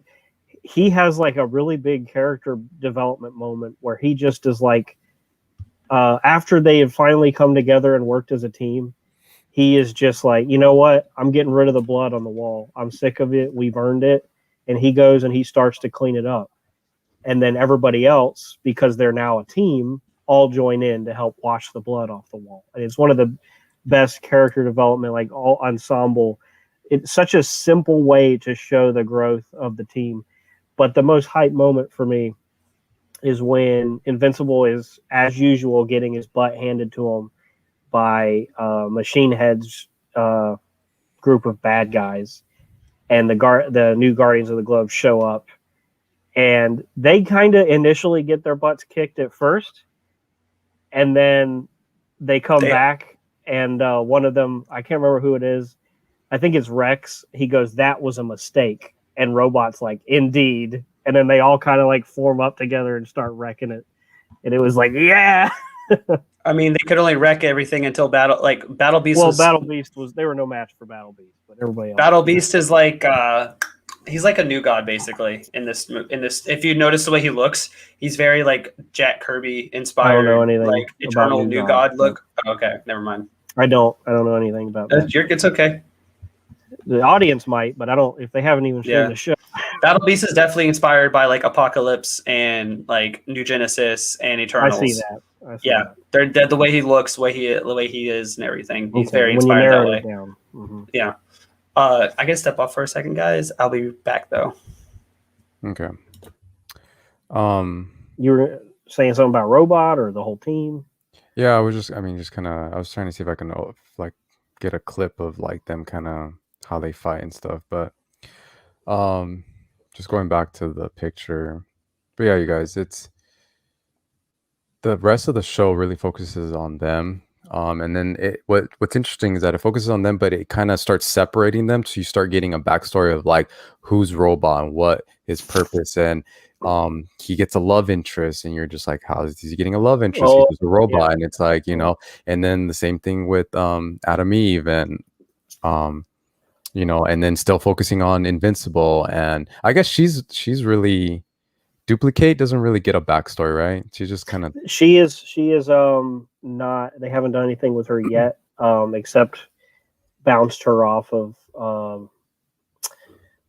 Adam Eve's plot as kind of like the mid, but a Robot story arc is really cool because since we're in spoilers, and I mean, if you haven't seen the show, you shouldn't be here at this point. There's so much surprises that you're going to miss out on if we talk about it first. But Robot, if you don't care, Robot is actually, he's not a robot, he's a human who's deformed, but he's able to kind of like Stephen Hawking. Yeah. Like he can, without using his hands, he can kind of control things, and so there's two B plots or C plots, I guess, or maybe even way lower. But there's these two clones that are always thrown around. They're kind of like comedic chops. They're just always in the background doing something, and the robot ends up using them. They're villains. He kind of teams up with some villains to help grow a body for him, so he can at least try to initiate a romantic relationship with Monster Girl. And it's really cute because Monster Girl's power, she's really cool. They don't do a lot with her. In the back. But hey, what's up? And they don't do a whole lot with Monster Girl, but her story is tragic in that every time she turns into a monster, she loses a certain amount of her age. So she de-ages. And so she's 25, but she has the body of like a 15-year-old. Yeah. And it's really cute because robot ends up kind of transferring his body into a teenage boy, because that way they can relate to being older people trapped inside younger bodies, because he's just for some reason in love with her. And I think it's just every time robot, there is more coming with the Monster Girl story. Just saying, like I'm sure there's more coming. Yeah. So this is a little tidbit for like comic book lore for Monster Girl. Oh, tragic. It's Spoilers. just lore. It's not spoiler. It's more or less lore. So her power comes from so the younger she gets, the stronger the monster is. So she's like Jack, huh? Yeah. So when she was first transformed, she was more of like a sickly, like skinny monster looking character. And then there's a time where she's basically like a 5-year-old, and it's like a jacked up Godzilla-esque monster. Mm-hmm. That's how big it gets. That's pretty cool. And thanks for spoiling that. Forever and always. That would have been so hype, but now I know it's coming. So this is what, for those who are watching, this is what she looks like as a little girl, and then that's the back of her. Back of her, yeah, that's the best I can get her. Don't worry, you're not missing much in the front. It's just a generic cartoon face. I'm trying to see if there's oh, here it is. Here's her in the back. You're doing a really good job bringing up these images. Yeah. I couldn't get I didn't have time to get the video. Oh no! Don't do that. Or are you just worried about us getting flagged again, sir? No, the way that I usually get them, it wasn't working. So I was like, well, I need to find something that's. Oh, I can't find it. That's a great shot of feet right there. If you have a foot, anyway. You need to stop. Here we go. That's good enough, I guess. Yeah, she's right here in the background. That's Monster Girl turned into a monster. Some kind of like Green Goblin, Hulk looking. Shrek. Yeah. Yeah, monster. And you know what's another thing too? I mean, it's interesting. Maybe we'll see it in season 2. But like in this season, another character that I was just kind of like, I thought she would be stronger, especially turning into a monster like that, was Monster Girl, and she got whooped on a lot. And I was like, just, I don't know. They just all these people are new, and that's what I liked about the show. Is like they didn't show us like top tier heroes. They showed us people that needed growth throughout like what the narrative they're telling us. Like all these, even the Guardians of the Globe, that when we saw them, they were in peak form, and they got annihilated essentially by Omni-Man, right? And telling us that Omni-Man is a Viltrumite, and there's a whole planet of these people, is terrifying to us as the viewers. Now, granted that the Guardians of the Globes were basically the strongest heroes on Earth, the replacement Guardians are not as strong as these guys. They haven't had as much experience. They haven't had as much time as a team together. So showing the fact that they got their butts handed to them almost every time makes good on narrative. Well, I mean, I get that they're not going to be like, exact replacement. They're going to be like, strong on day one. But like it goes back to Invincible. I would think some of these characters, or just even looking at Monster Girl, I would just thought she would be like maybe one of the strong ones on the team. and for being as big and muscular and whatever she gets whooped on, and I'm just like, I you're not like as that the villains intimidating. prove more of a threat than the heroes do. But they gotta have like, I don't know. There's certain villains that they could have like, and even in this scene when they were Doc fighting Seismic, certain ones, they won against the fight versus Doc Seismic. Easily, yeah, Yeah. without breaking a sweat. I don't know. But in this scene right here, like I thought, like out of all I'm looking at all these, maybe Then Robot, and I Robot. feel like Robot and her should have been like maybe the strong ones especially in this scene. And I mean, you obviously know what happened to her. She almost Robot died. essentially But survived the Battle Beast fight, but also Battle Robot Beast is got very tired. OP towards the end. I mean, I get Battle Beast was like, he's all Battle powerful. Beast was the I'm not reason saying why she they were should've- I'm losing. not saying she should have beat him, but I mean, like, it would have been more of like a hand-to-hand fight, like kind of like, I don't know. He was She can never go hand to hand with Battle Beast. I'm sorry. Battle Beast is a whole nother level. All I know is I really, really, really want Robot and Monster Girl to, have a relationship. I'm so excited for that. I'm Yeah. not. Every time Rex will open his darn mouth, throwing shade at Robot, I was in front of Monster Girl.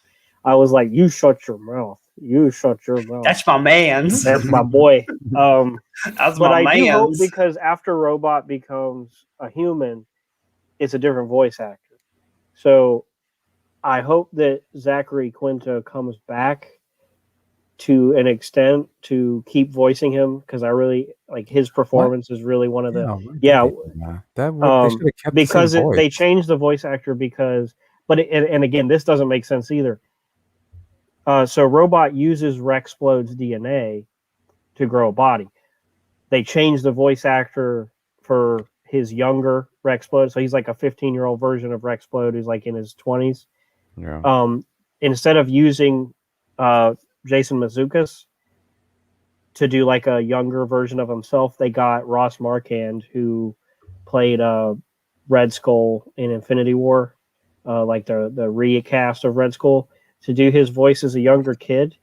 And they just got rid of Zach Quinto's voice for Robot. So I guess whenever Robot is going to be talking, like, because after he becomes a human, he's still able to control the robots with his mind.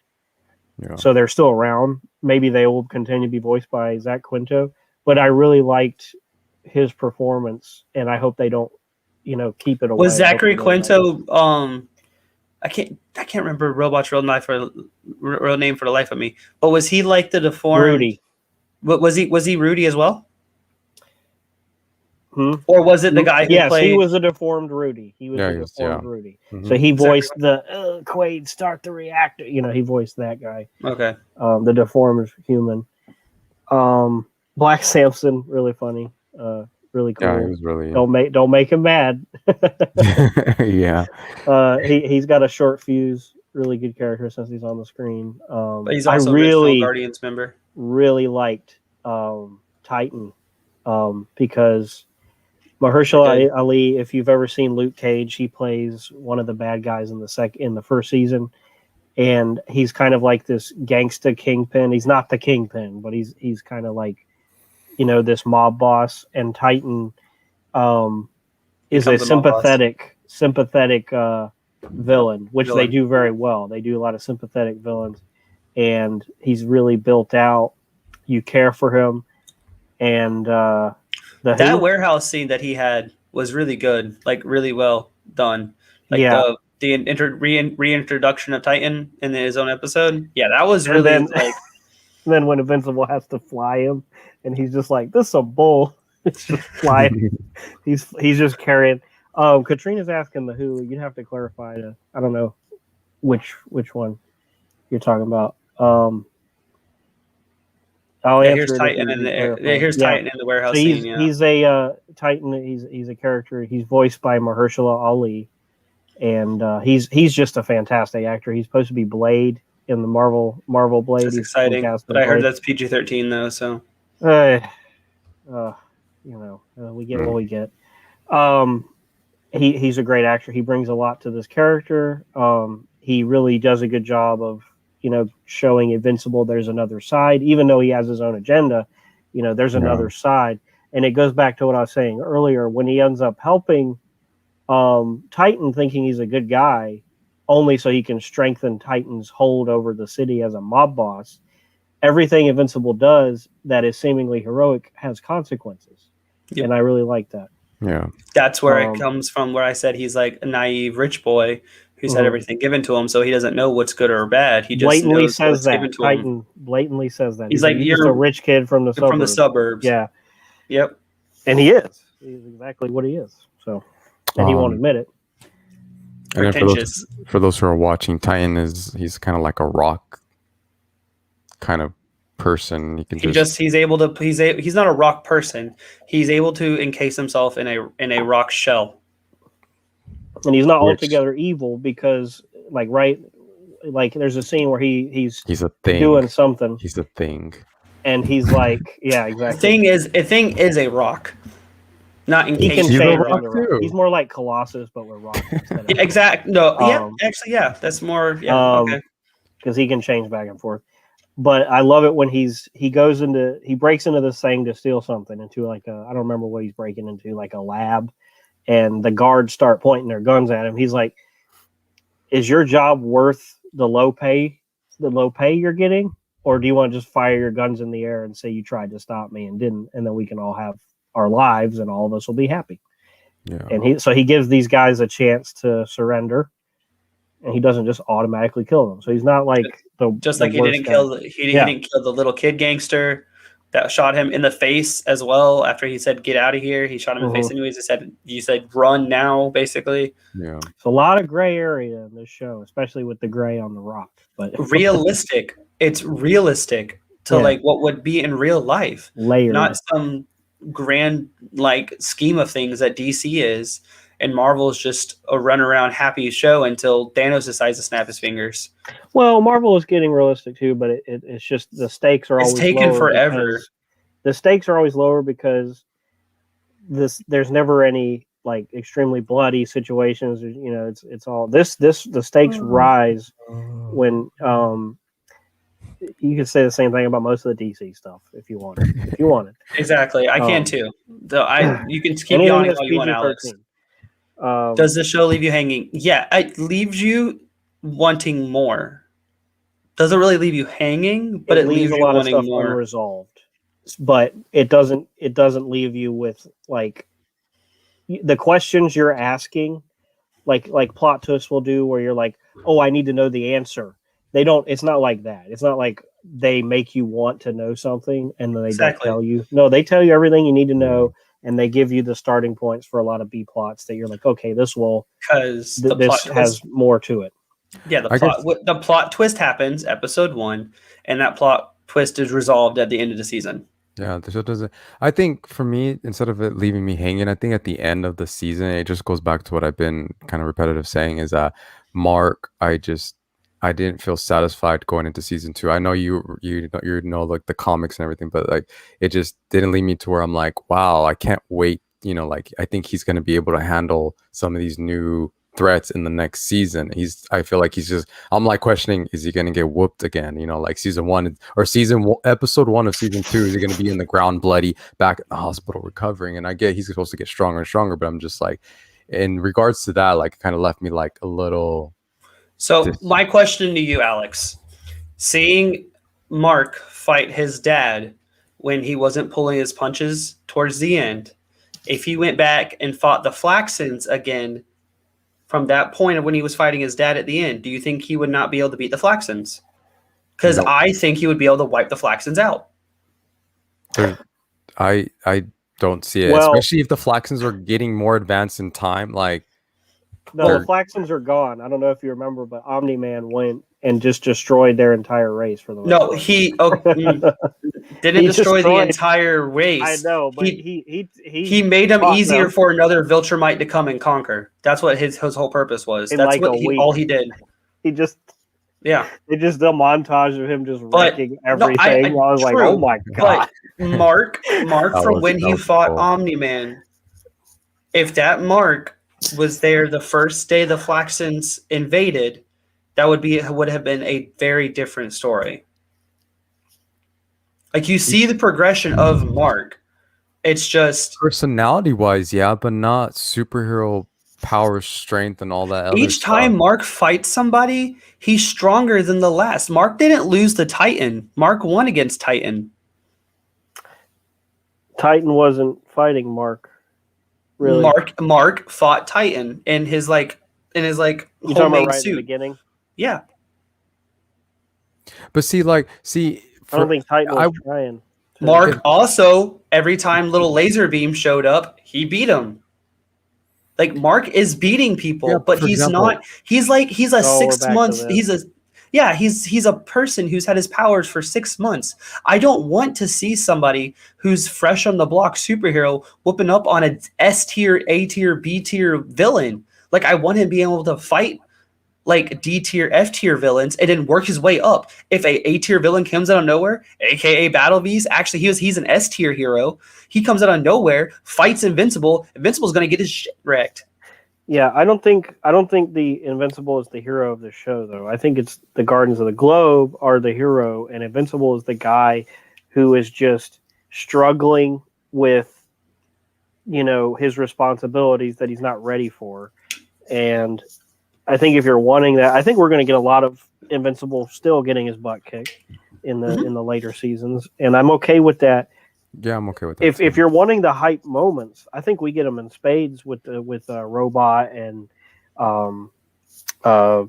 Adam Eve, and even Rex Explode's little arc where he kind of becomes a hero towards the end, where he's the kind of guy who initiates them all working together against everything else he's done. He kind of grows the most. We're getting pretty long-winded with this. I wanted to talk about two things. I want to talk about Amber, and I want to talk about the last two episodes a little bit more. But if y'all are ready to transition to Amber, unless y'all have anything else, I'm fine. Okay. No. Amber to me was a disappointment. I thought she was acted very well, but it's hard to want. I wasn't ever really rooting for their relationship because number one, Mark just the reason they got together was just so weird to me. It was very cliche of like, hey, I stood up to a bully, and then she later on is like, oh, well, I've had guys stand up to me before, but none of them have taken a punch for me before. Very odd, very weird. And then, they're not really clear about when she discovered that he was invincible, because by the time he tells her, she's like, oh, I already been know that. For like weeks, she said. Right, but then she still yelled at him for leaving when they were touring the college. Yep. Even though she clearly saw Invincible, like she yelled at him, and then like for where did you go? And then she threw it back at him. She's like, well, you lied to me. And it's like, yeah, you've been dating for a few months. That's a lot. You know what I'm saying? That's a lot for someone to come clean to you that he's a superhero. And if you figured it out on your own, you'd be a little more supportive.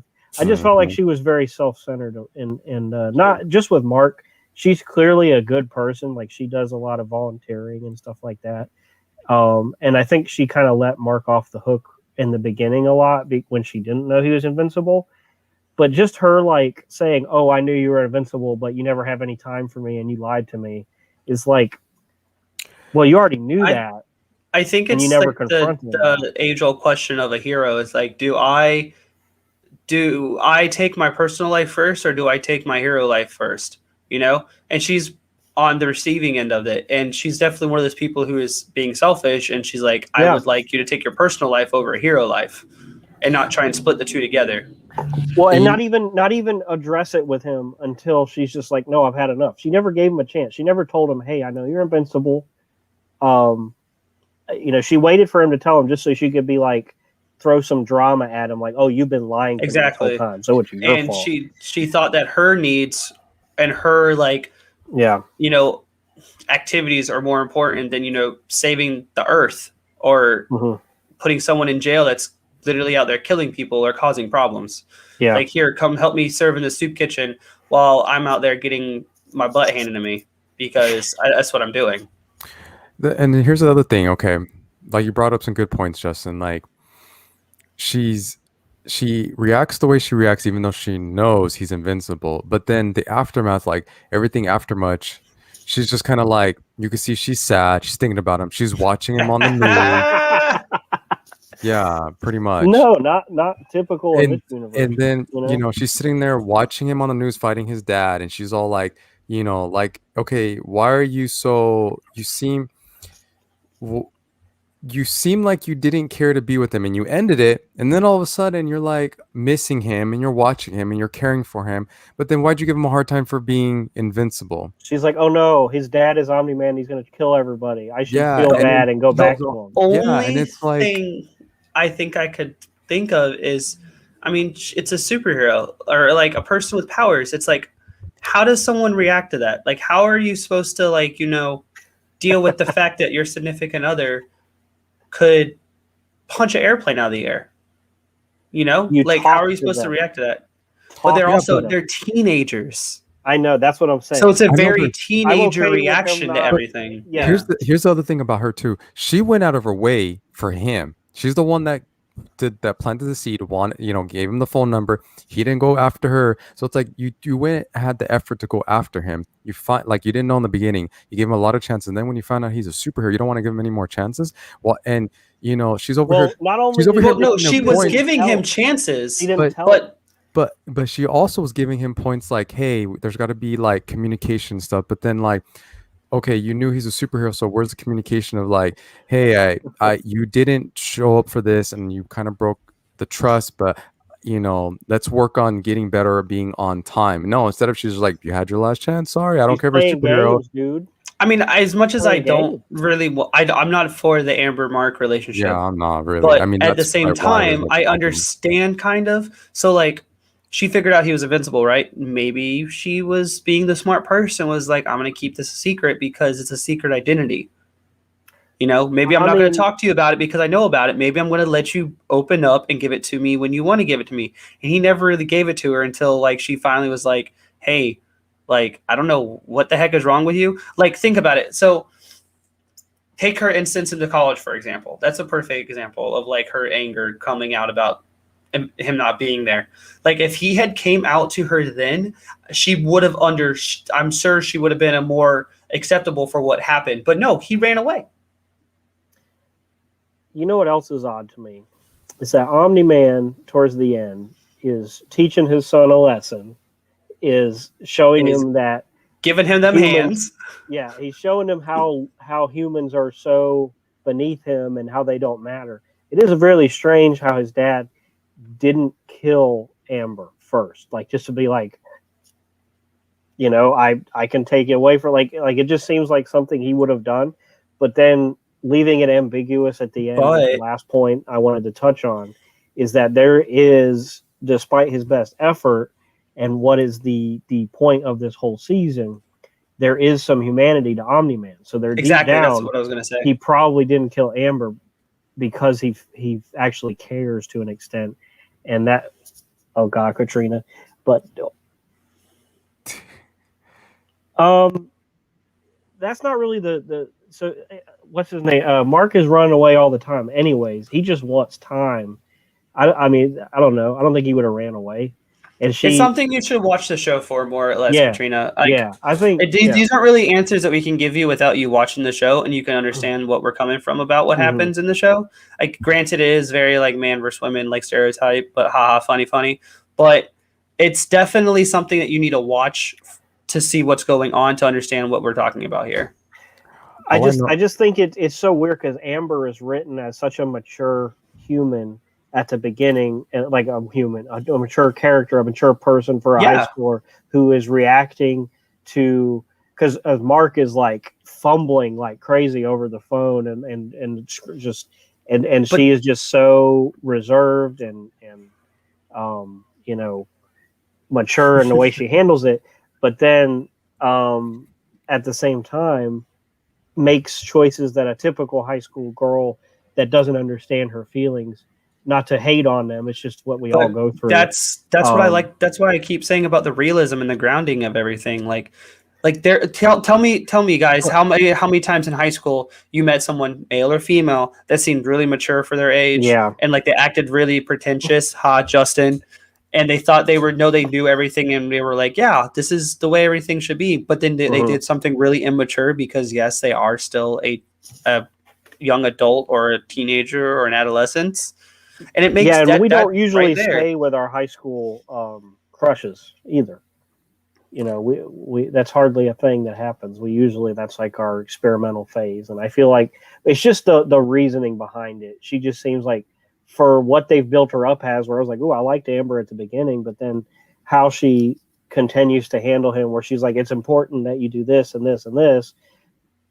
The idea that she knew for at least a couple weeks when he told her that he was invincible, and then him making the choice that a superhero makes, an incredibly tough choice to tell someone your secret. The fact that he comes in and she's like, well, it's too late. I just broke up with you. You're only telling me because you're desperate. Is like, yeah, he cares about you enough that he doesn't want to lose you, that he's willing to risk everything. Because if you get kidnapped by a villain and you tell the villain he tortures you, you tell the villain who he is, then he can go after his mom.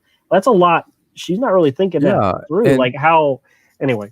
Yeah. No, I was gonna say, and when that scene happened, when he reveals himself, she's like, "Yeah, I already know." It's like, what else do you want from him, woman? Like, it's like, if you want more, talk to him. Don't hide it from him and act like he's supposed to know. I mean, again, that is typical of what, like, they're young and whatever. I can get if she was upset and she's like, I already know who you're invincible, but like I need a moment and we can talk. Right. No, she's just kind of like, And here's the other thing. Here's another part where maybe I just lost interest in Amber and that whole love thing, is that when she went to the party, found a new dude, and then it wasn't until he's like, I have a girlfriend, that she was like, "Ooh," and then she was kind of like, "I thought you were going to be the replacement." He was like, "Damn, you went that fast to go find a replacement?" Yeah, I already knew. So it's like very, very high school, very high school, very underage, very adolescent, so adult. The rest of the show, and again, yes, and I'm not mad at how that went. I think it's great writing, but at the same time, all I'm saying is, as a viewer, as a consumer of this, I'm not Team Amber Mark. I was never Team Amber to begin with, so it's okay. It's crazy because that just means hopefully we'll get something different. I hope they don't continue that completely. Lucas is being coy. We're going to get something different. It's okay. We're going to get something different. It's going to be great. I kind of was. If I had duplicate, I mean,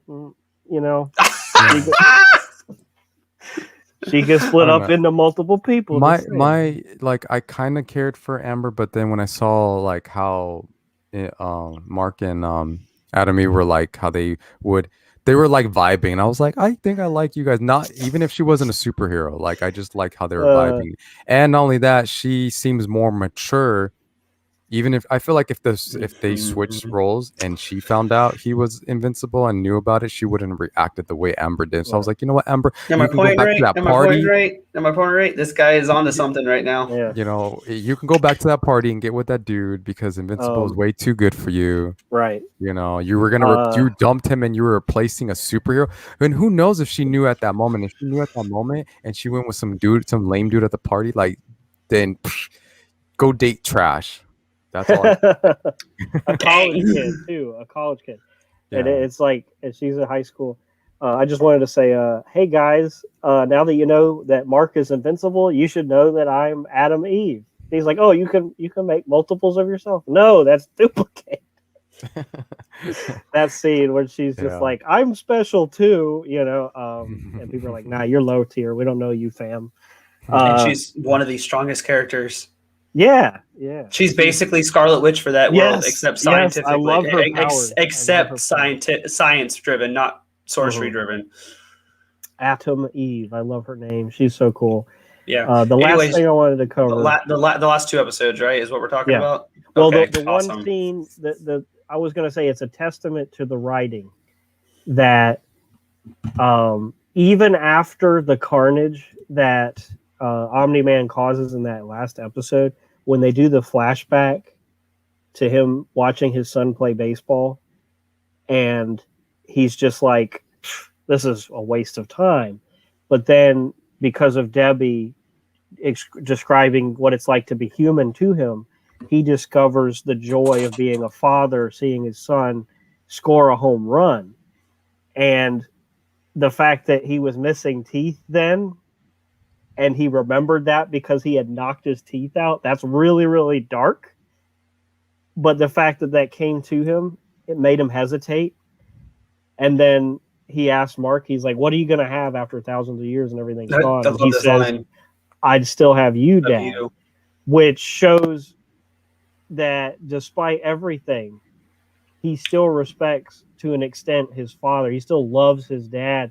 Even after all of the horrible things he's done, he still wants his dad. Very Darth Vader, Luke Skywalker to come back. You know what we haven't touched on, though, is like what Viltrumites are and what they do. Like, we've talked about this whole thing, right? Okay, so the main thing of this story is, so Nolan is a Viltrumite from Viltrum, and they are a race that are superpowered beings. I've said that already. But their whole thing was to command and conquer, essentially. They spread out in like better worlds through better technology and basically making them become like part of their empire, right? So at one point, Viltrum decides to pull a Thanos and kill off over half their population so that only the strong survives, so they can tighten their grip even more and become better. So then they decide that instead of going from planet to planet taking over, they would send sleeper agents to planets to like culminate and learn about the world and try and like breed basically and build other Viltrumites on the planet before the other Viltrumites came in. And that's where Nolan stepped in. Nolan essentially took on the task of trying to like culminate Earth and take over Earth. And then he found a roadblock in Debbie, who he fell in love with, and she fell in love with him. And basically he's put the whole conquering on the side note until finally he decided that he wanted to, he loved Debbie and Mark so much, but he didn't know what to do to choose between his duty or his family. And finally he chose duty over family, but he wanted to bring his family with him. Like, he wanted to keep his family unclear protected. about Debbie. Because he called Debbie a pet. But it's also, he was also in the moment of rage when he called Debbie a pet because Mark was defying him. Yeah. If there wasn't the like anger, like the Viltrumite anger playing a part in his like Swiss cheesing Mark's face at that point in time, I don't think he would have called her a pet in that moment. Because deep down, I think Nolan loves Debbie. It's just he doesn't know what to do with someone because pets die before we do, right? And he makes it that very plain to see from Mark. He's like, all these people around you are going to die. They don't matter. You are going to live for years, thousands and thousands of years. And that's when he said his mom was a pet, because take it from us in real life, pets die before we do, unless you have a parrot who lasts longer than you do or as long as you do. But most pets die before you. So that's what I don't know if he said it as a pet to be derogatory or a pet as just, he is not human. And he only was on Earth for about 20 years that we know. It's like 5 maybe a little bit, maybe a little. Exactly. You know, it's just the wrong uses of words. Maybe, but maybe he was. Maybe he doesn't love Debbie and just wants to use Mark as a conquering tool. But he's crying as he's flying out into space at the end of the episode. Yeah. There's tears. Yeah. So clearly he loves them. And he's also said, he also keeps asking Debbie to trust him. Like every time something bad happens, he's like, I need you to trust me. I mean, he did say that, but I also took it as like he was trying to like cover up, like he didn't. Like... I don't think so. I think that when he's preparing the Earth to be conquered, he was going to save Debbie and Mark. Essentially, Mark was going to be folded into the Viltrumite Empire. He was going to bring Mark into the Viltrumite Empire and bring Debbie in as well to protect them. But he kept saying to her, trust me, please trust me. Granted, I don't agree with him in the Viltrumite, way of everything, but fascism. As a fascism, like dictatorship, but as a character and what he was doing, he was raised for thousands of years as that was his way of life. So then he found another way of life, and he didn't know how to choose between the two. And that last episode was him choosing between the two. He stopped trying to colonize Earth and flew back. So you think that was a hard decision, or do you think that was I can't make this decision right now? I think that was a hard decision because of how there's disagree. But you've read the comics. This is another thing. Exactly. Yeah. I'm sorry. I'm also speaking from from further knowledge.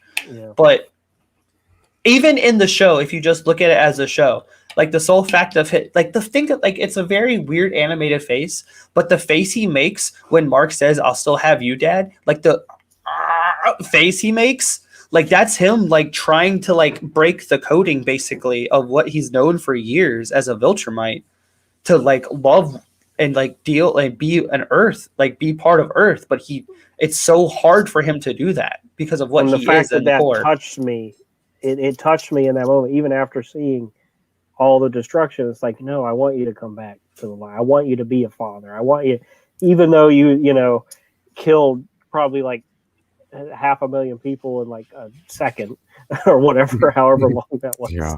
I was still, the writing is good enough to where you want him to, come back to the light.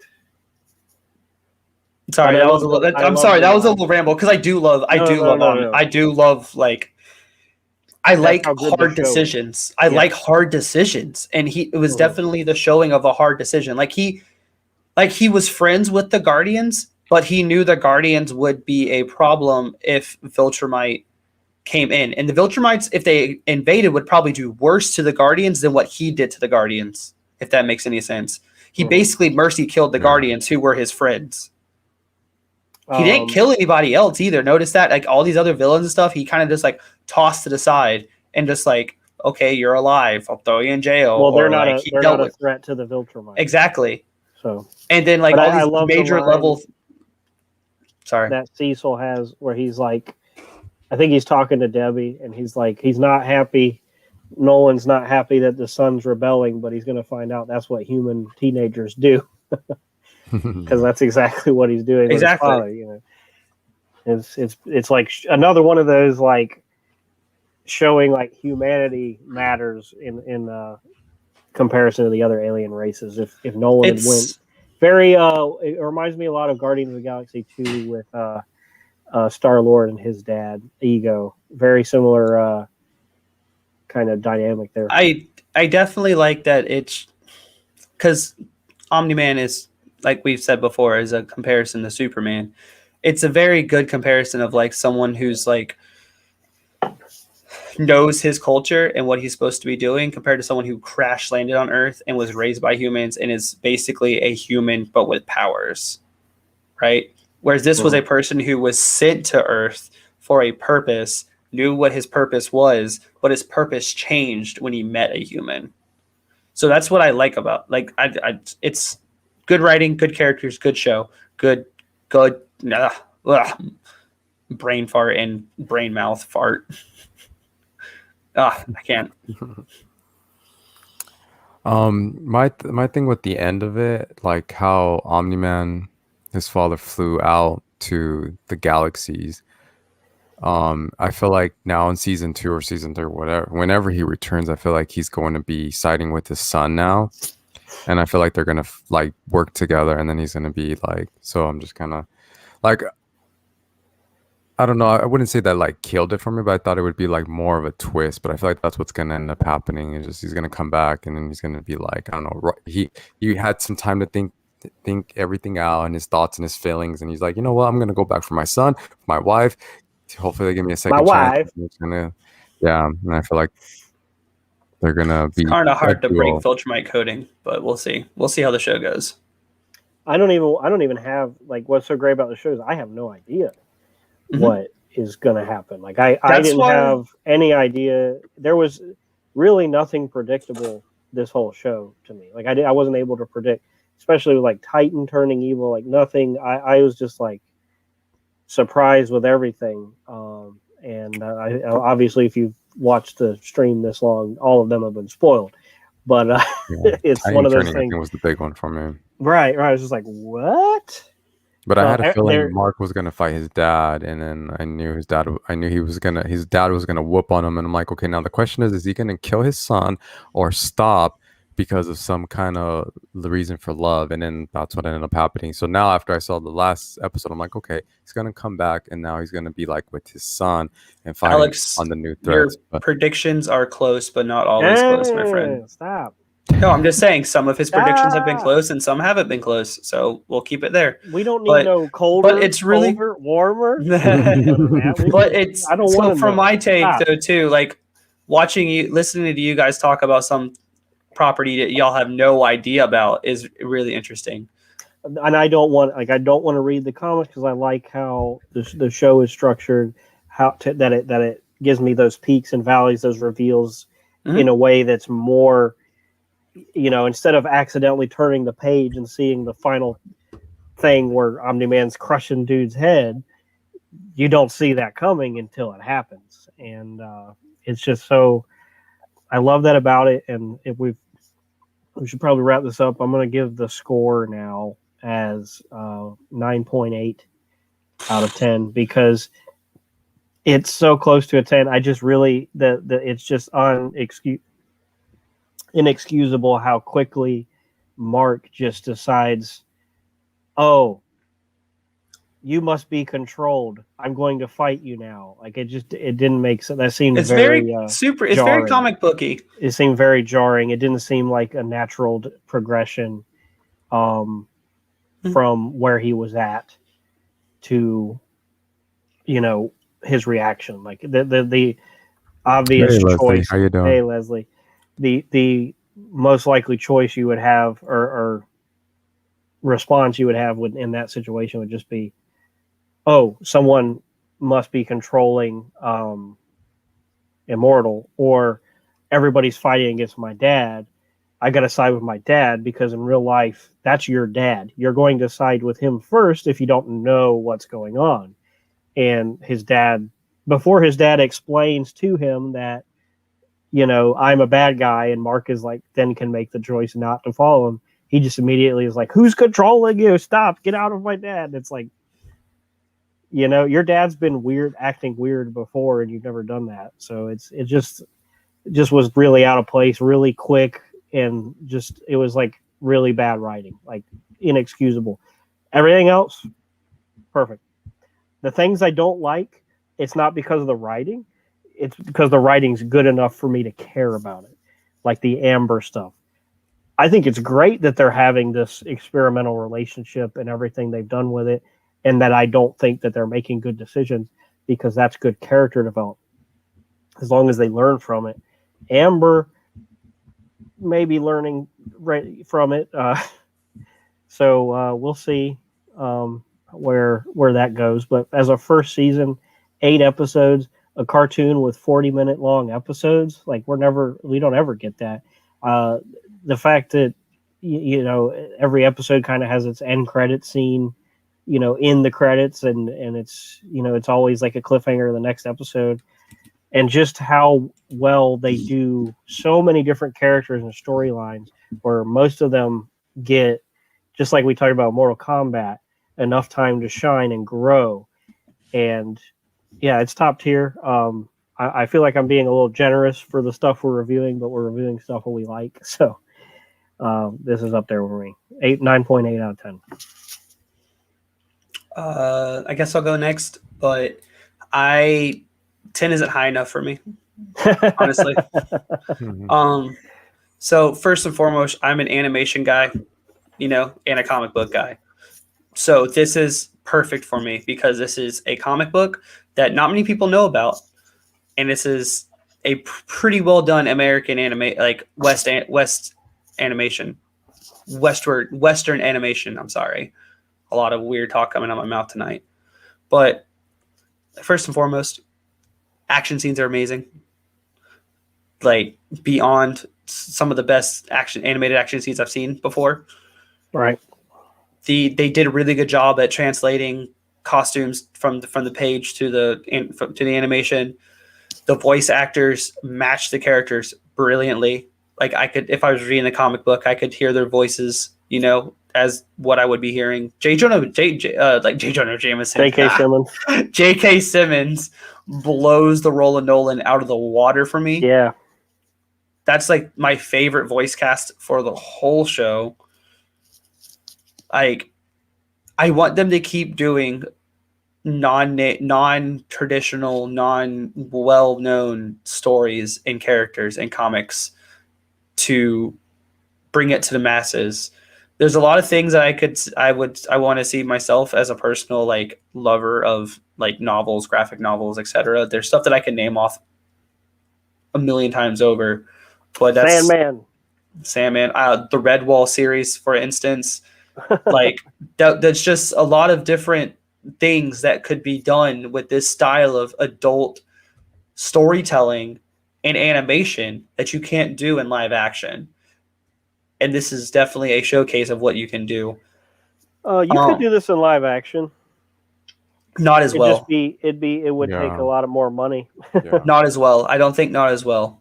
I think this is the perfect medium for Invincible itself. Like this story and what it's trying to tell and what it shows and what it does, this is the perfect medium for it to do it. Mm-hmm. But yeah, I mean, it's going to be, I rated a 10 out of 10, but I wish I could go higher on the scale personally. So this is your best thing we've reviewed so far. Yeah, it really is. I mean, Justice League, of course. That was definitely a 10 out of 10 for me, and it was higher.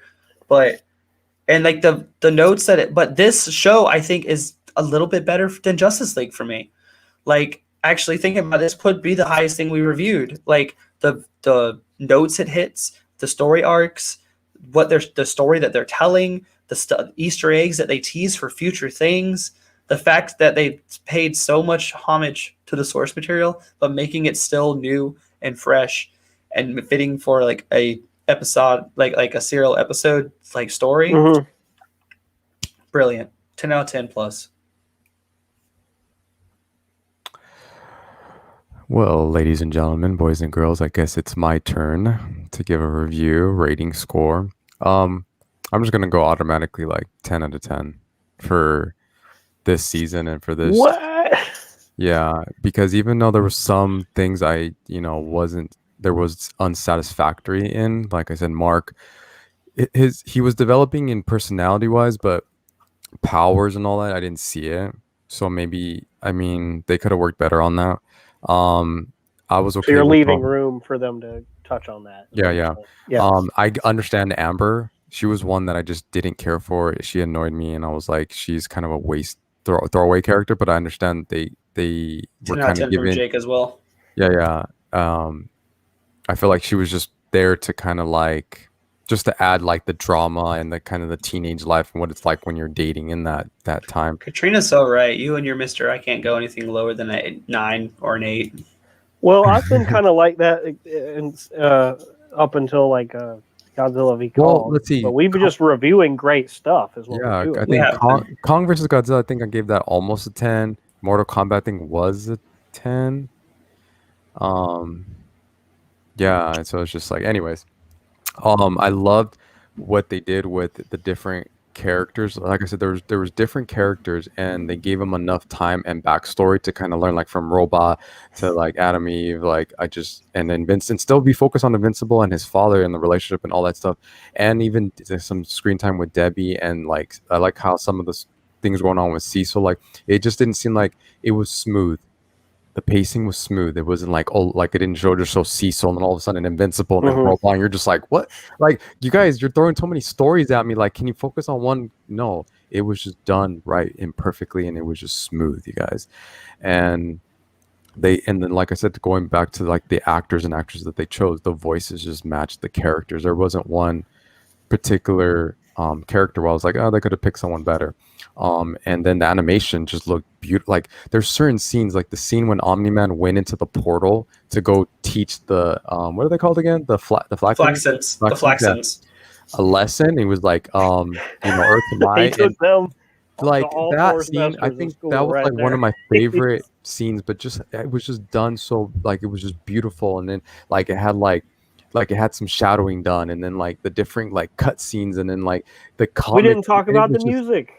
Yeah, the music too. The music choices. So like all of that was just so just animation overall beautiful. I really loved it. Tragic, Leslie. Oh yeah, hey Les, yeah, you're right. If this was, hey, you know what's another thing why I got a 10 out of 10? Because they were almost identical to DC characters. You know why they chose? Why you know why he chose DC characters? Because DC's the best. But anyways, let's get Because back on. Justice League was the first team. And you know why they were the first team? Yeah, but Because they they were had the best Aquaman team. on it. Ugh. Yeah, you We know can what's so use funny about whales. DC is Aquaman? the longest running.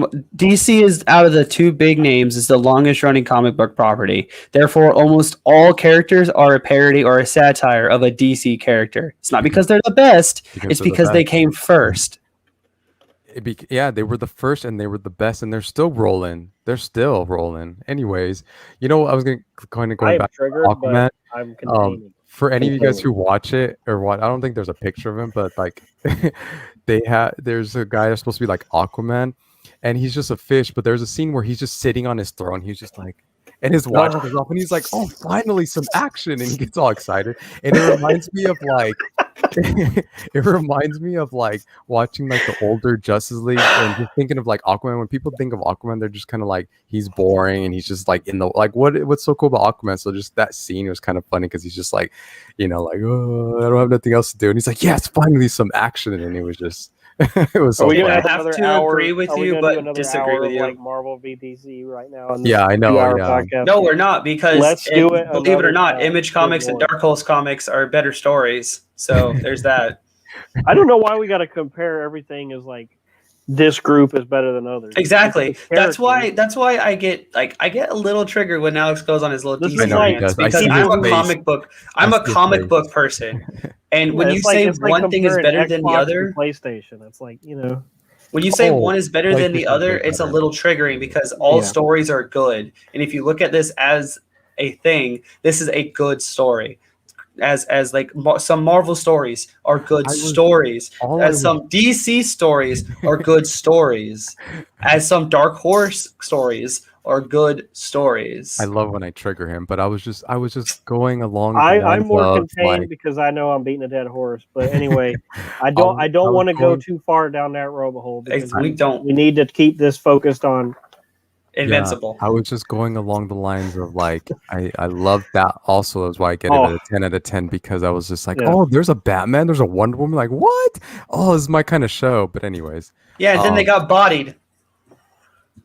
by Sorry. a Superman character, which would make Um, sense. Whatever. He reminded me of Superman. I was just like, hey, this is I like had a God. We gotta stop. We gotta stop. The thing though that I guess I should have given a little bit lower of a score because I really absolutely hate the fact that every episode begins with because he's Invincible. that just oh annoys. yeah. It doesn't work. It doesn't. I agree. work. It doesn't. It maybe one time, Yeah, like one or two times, yeah. And but then it's very restricting because it means at the beginning of every episode, someone has to write the word invincible. Because the people who's not watching, the way every episode starts, somebody on screen says the word invincible, but they don't finish it. They just say it, and then the logo pops up. yeah, Yeah, exactly. And then some And splatter of it's- blood, and it's it gets corny. more and more. And- built And I up with want to the go blood. off on you again, Alex, who's like, well, he's getting beat up all the time. Have you noticed every time the stupid logo pops up, the blood that keeps hitting it on his name because he keeps getting his butt kicked? Yeah, and it's getting Ah! it's adding so much blood you can't even see Invincible anymore. So it's like, oh, maybe he changed his name because he's not Invincible in this fine. season. I'm okay with the logo popping up and there being blood. I'm not Yeah. okay with them insisting on having someone throw a line out there just so they can use. Invincible. Well, no, I don't care about that. What I care about But is Wow. I'm not going to Alex's grade the little show on that. Alex's because little that's just a beef quirk. about how the Yeah. character is always getting his butt kicked, and like literally He is. the logo is showing him getting his butt kicked. Yeah, it's one of those things though. But It I don't works mind the butt very kicking. well. It works very well in a comic book, where you turn the next page and it says the word invincible. Perfect for a comic book. Doesn't feel right in a show. I'm Yeah, it glad. I'm doesn't. okay with Okay. it because I understand that it's a comic book show. You're gonna keep that. That's how you did it. Did he do that in the comics, Lucas? What, the name?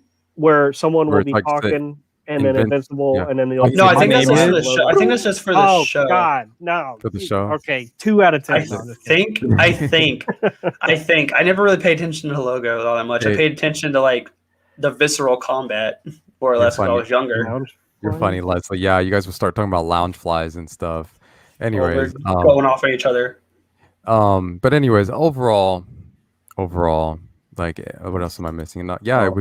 it was good. And then the end, the last episode gave me enough build up to look forward to the second one. Besides, Yeah, my it was rant funny the first about time, Jake. Sorry. besides my rant about Mark not getting stronger to the point at the end of the last episode where I'm like, hey, he can probably take on some of these new threats. So, like I said, I agree with you, Lucas, saying, if I'm going to just make a real quick point, I agree with you that he shouldn't be like all invincible, but like build up to it to the last episode. That's all I'm saying. But it's season No. 1. No, it's not fun. And they're already showing Garrett greenlighted 2 seasons. Why do I want to see him like being able to fight S tier level villains at the end of season 1? I don't want To that. get you excited to be like, wow, I can. I want him to be able to fight a D tier hero now without getting knocked out, and maybe going to a C tier hero. I mean, I'm not Well, saying we he got should the be Kaiju whooping on the fight. We got the kaijus and his kaiju dad. he got his you know. butt handed to him in the kaiju fight. Yeah, but what I'm trying to say, I'm not trying to say, but like on that And then episode, he took the should've- butt and threw it on the grill. Anyway, sorry. No, I'm not saying like in the kaiju fight, like he should've Omni Man defeated almost the lost kaiju. it. Omni Man didn't even kill the kaiju. Yeah, I know, I get that, but I'm saying at least in the kaiju fight, it would have give us a little glimmer of hope of like, wow, he's getting whooped on, but like, man, he's a Hate little it. bit stronger. I would because not want Mark that. in episode 1 or 2 would have been dead, and this one you can see like, oh, he's taking a couple punches, but like, man, he's a little bit tougher, like, oh, he's not bleeding as much, so you're seeing the build up. What I'm saying. Maybe we gave our scores too early because we're getting real Right, critical. yeah. You know what? 2 out of But, 10. Yeah. No, we're not, because my score is still as high as ever, and I love the way they pandered this show. Yeah. Like I don't. Sorry, I don't agree with that at all. But we'll keep it civil. Okay. Well, I'm just so happy that I don't have to watch I don't have to keep track of a release schedule. I don't have to be like, all right, when's WandaVision coming out? When is Flash coming out? When is this? What order do I got to? It's just season 1, season 2, season 3. It's all self-contained. I love it. That's I'm excited for the next season. Yeah, that's cool. My biggest thing too. I completely agree with you. Compare it to anything. Just no spin-off shows. No other characters getting their own show. But who knows? Please, Amazon, don't do that. Do not. I mean, don't give me a Monster Girl. Keep her story in the story. Like in the same thing, yeah. I mean, I think Amazon's smart in regards to that, but just maybe Black Samson. I don't know. Just to wrap it up, you guys who are watching, if you haven't watched the show, I mean, watch it. But like I said, there's fair warning if you can't take some of the it's very gruesome, violent. There's guts and blood. Yeah, no kids, even though it's a superhero show. Like it's not even PG-13. Like it's. You know what's funny is that it's 16 plus. It's not 17 plus like a rated R movie. It's 16 plus. It's a very awkward number to throw out there. It doesn't say mature either. It just says 16 plus. I think they're just trying to be coy about that first episode. They really want to keep that shock value in there, so you don't want to expect too much out of the gore. Good point. We kind of touched on that with Lucas. He kind of brought that up earlier. I definitely went into that very deep. Yeah. And it's great. It's just this is such a great writing. I don't want to read the comics, but I want to wait until the show's done and then go back and compare. I highly recommend it. If you really like Ultimate Spider-Man, if you really like Ultimate Spider-Man, like you say you do, and I know you do, this is the closest thing to that. Yeah, I think you would really enjoy Invincible as a story to read. Mm-hmm. Jake already read after the first season. I introduced him to it, which means I'm the original. He's just the clone. I'm the original fan. Anyway, no, he's more of a fan because he actually went and read the entire series right after he finished. Yeah, just now. He just read the whole thing. Oh, my man, Jake, let's get it. So good on him. I like waiting. Yeah. I like being. Anyway, I already explained that. I don't want to keep going down the rabbit hole. We've talked for 2 hours and 20 minutes. Yeah, no, you're good. All I can say. Yeah, good show. Watch it. According to Lucas, great comic. Yeah, anybody else? Just read it, but watch it. If you don't care to watch, I hope this stream was very 90%. entertaining and gave you guys like a quick summary of what we thought of it, and maybe was enough for you guys. You're like, I don't want to watch the show, but you guys gave covered enough points to have a good night, Leslie. Good night. But what I'm going to bring up, like I said, watch it. We all gave it a pretty good score. So next week's show, I think we're still planning for Sunday, right? Tentatively, yes. We'll see where we're at by then. If not Sunday, Thursday, or whatever. But I think this one's kind of big, and I think we need to talk about this for next week's show. Theme park. Just giving you guys like our discussion about they removed the mask, somewhat of the mask. They got a little lenient. There's news around the parks. There's a lot of stuff going on. New festival, new rides. And it's a summertime, and just kind of get you. Some people are planning for a summer trip, so I think we should talk about and give some points of like, hey, there's some deals going on about the Disney resorts or Universal resorts, or so I think that would be a good discussion for next week, knowing that this one Carla might be involved in too. So yeah. Whatever updates there is, we're going to be talking about it. So there won't be a theme park update. We're going to be talking about theme parks, and just kind of get you guys ready for the summer, or let you guys know our thoughts. I am going to go to the parks on Thursday, so I'll give you a review of what it was like to be at the theme park. I actually went yesterday, so yeah, and went. That's right when the mask mandate got lifted. So yeah, I went to Epcot a week ago, and they were still being mask Nazis, but it was okay. It was understandable. Yeah. Everything from the temperature checks, all that's gone. So we'll talk about that and give you guys our experience.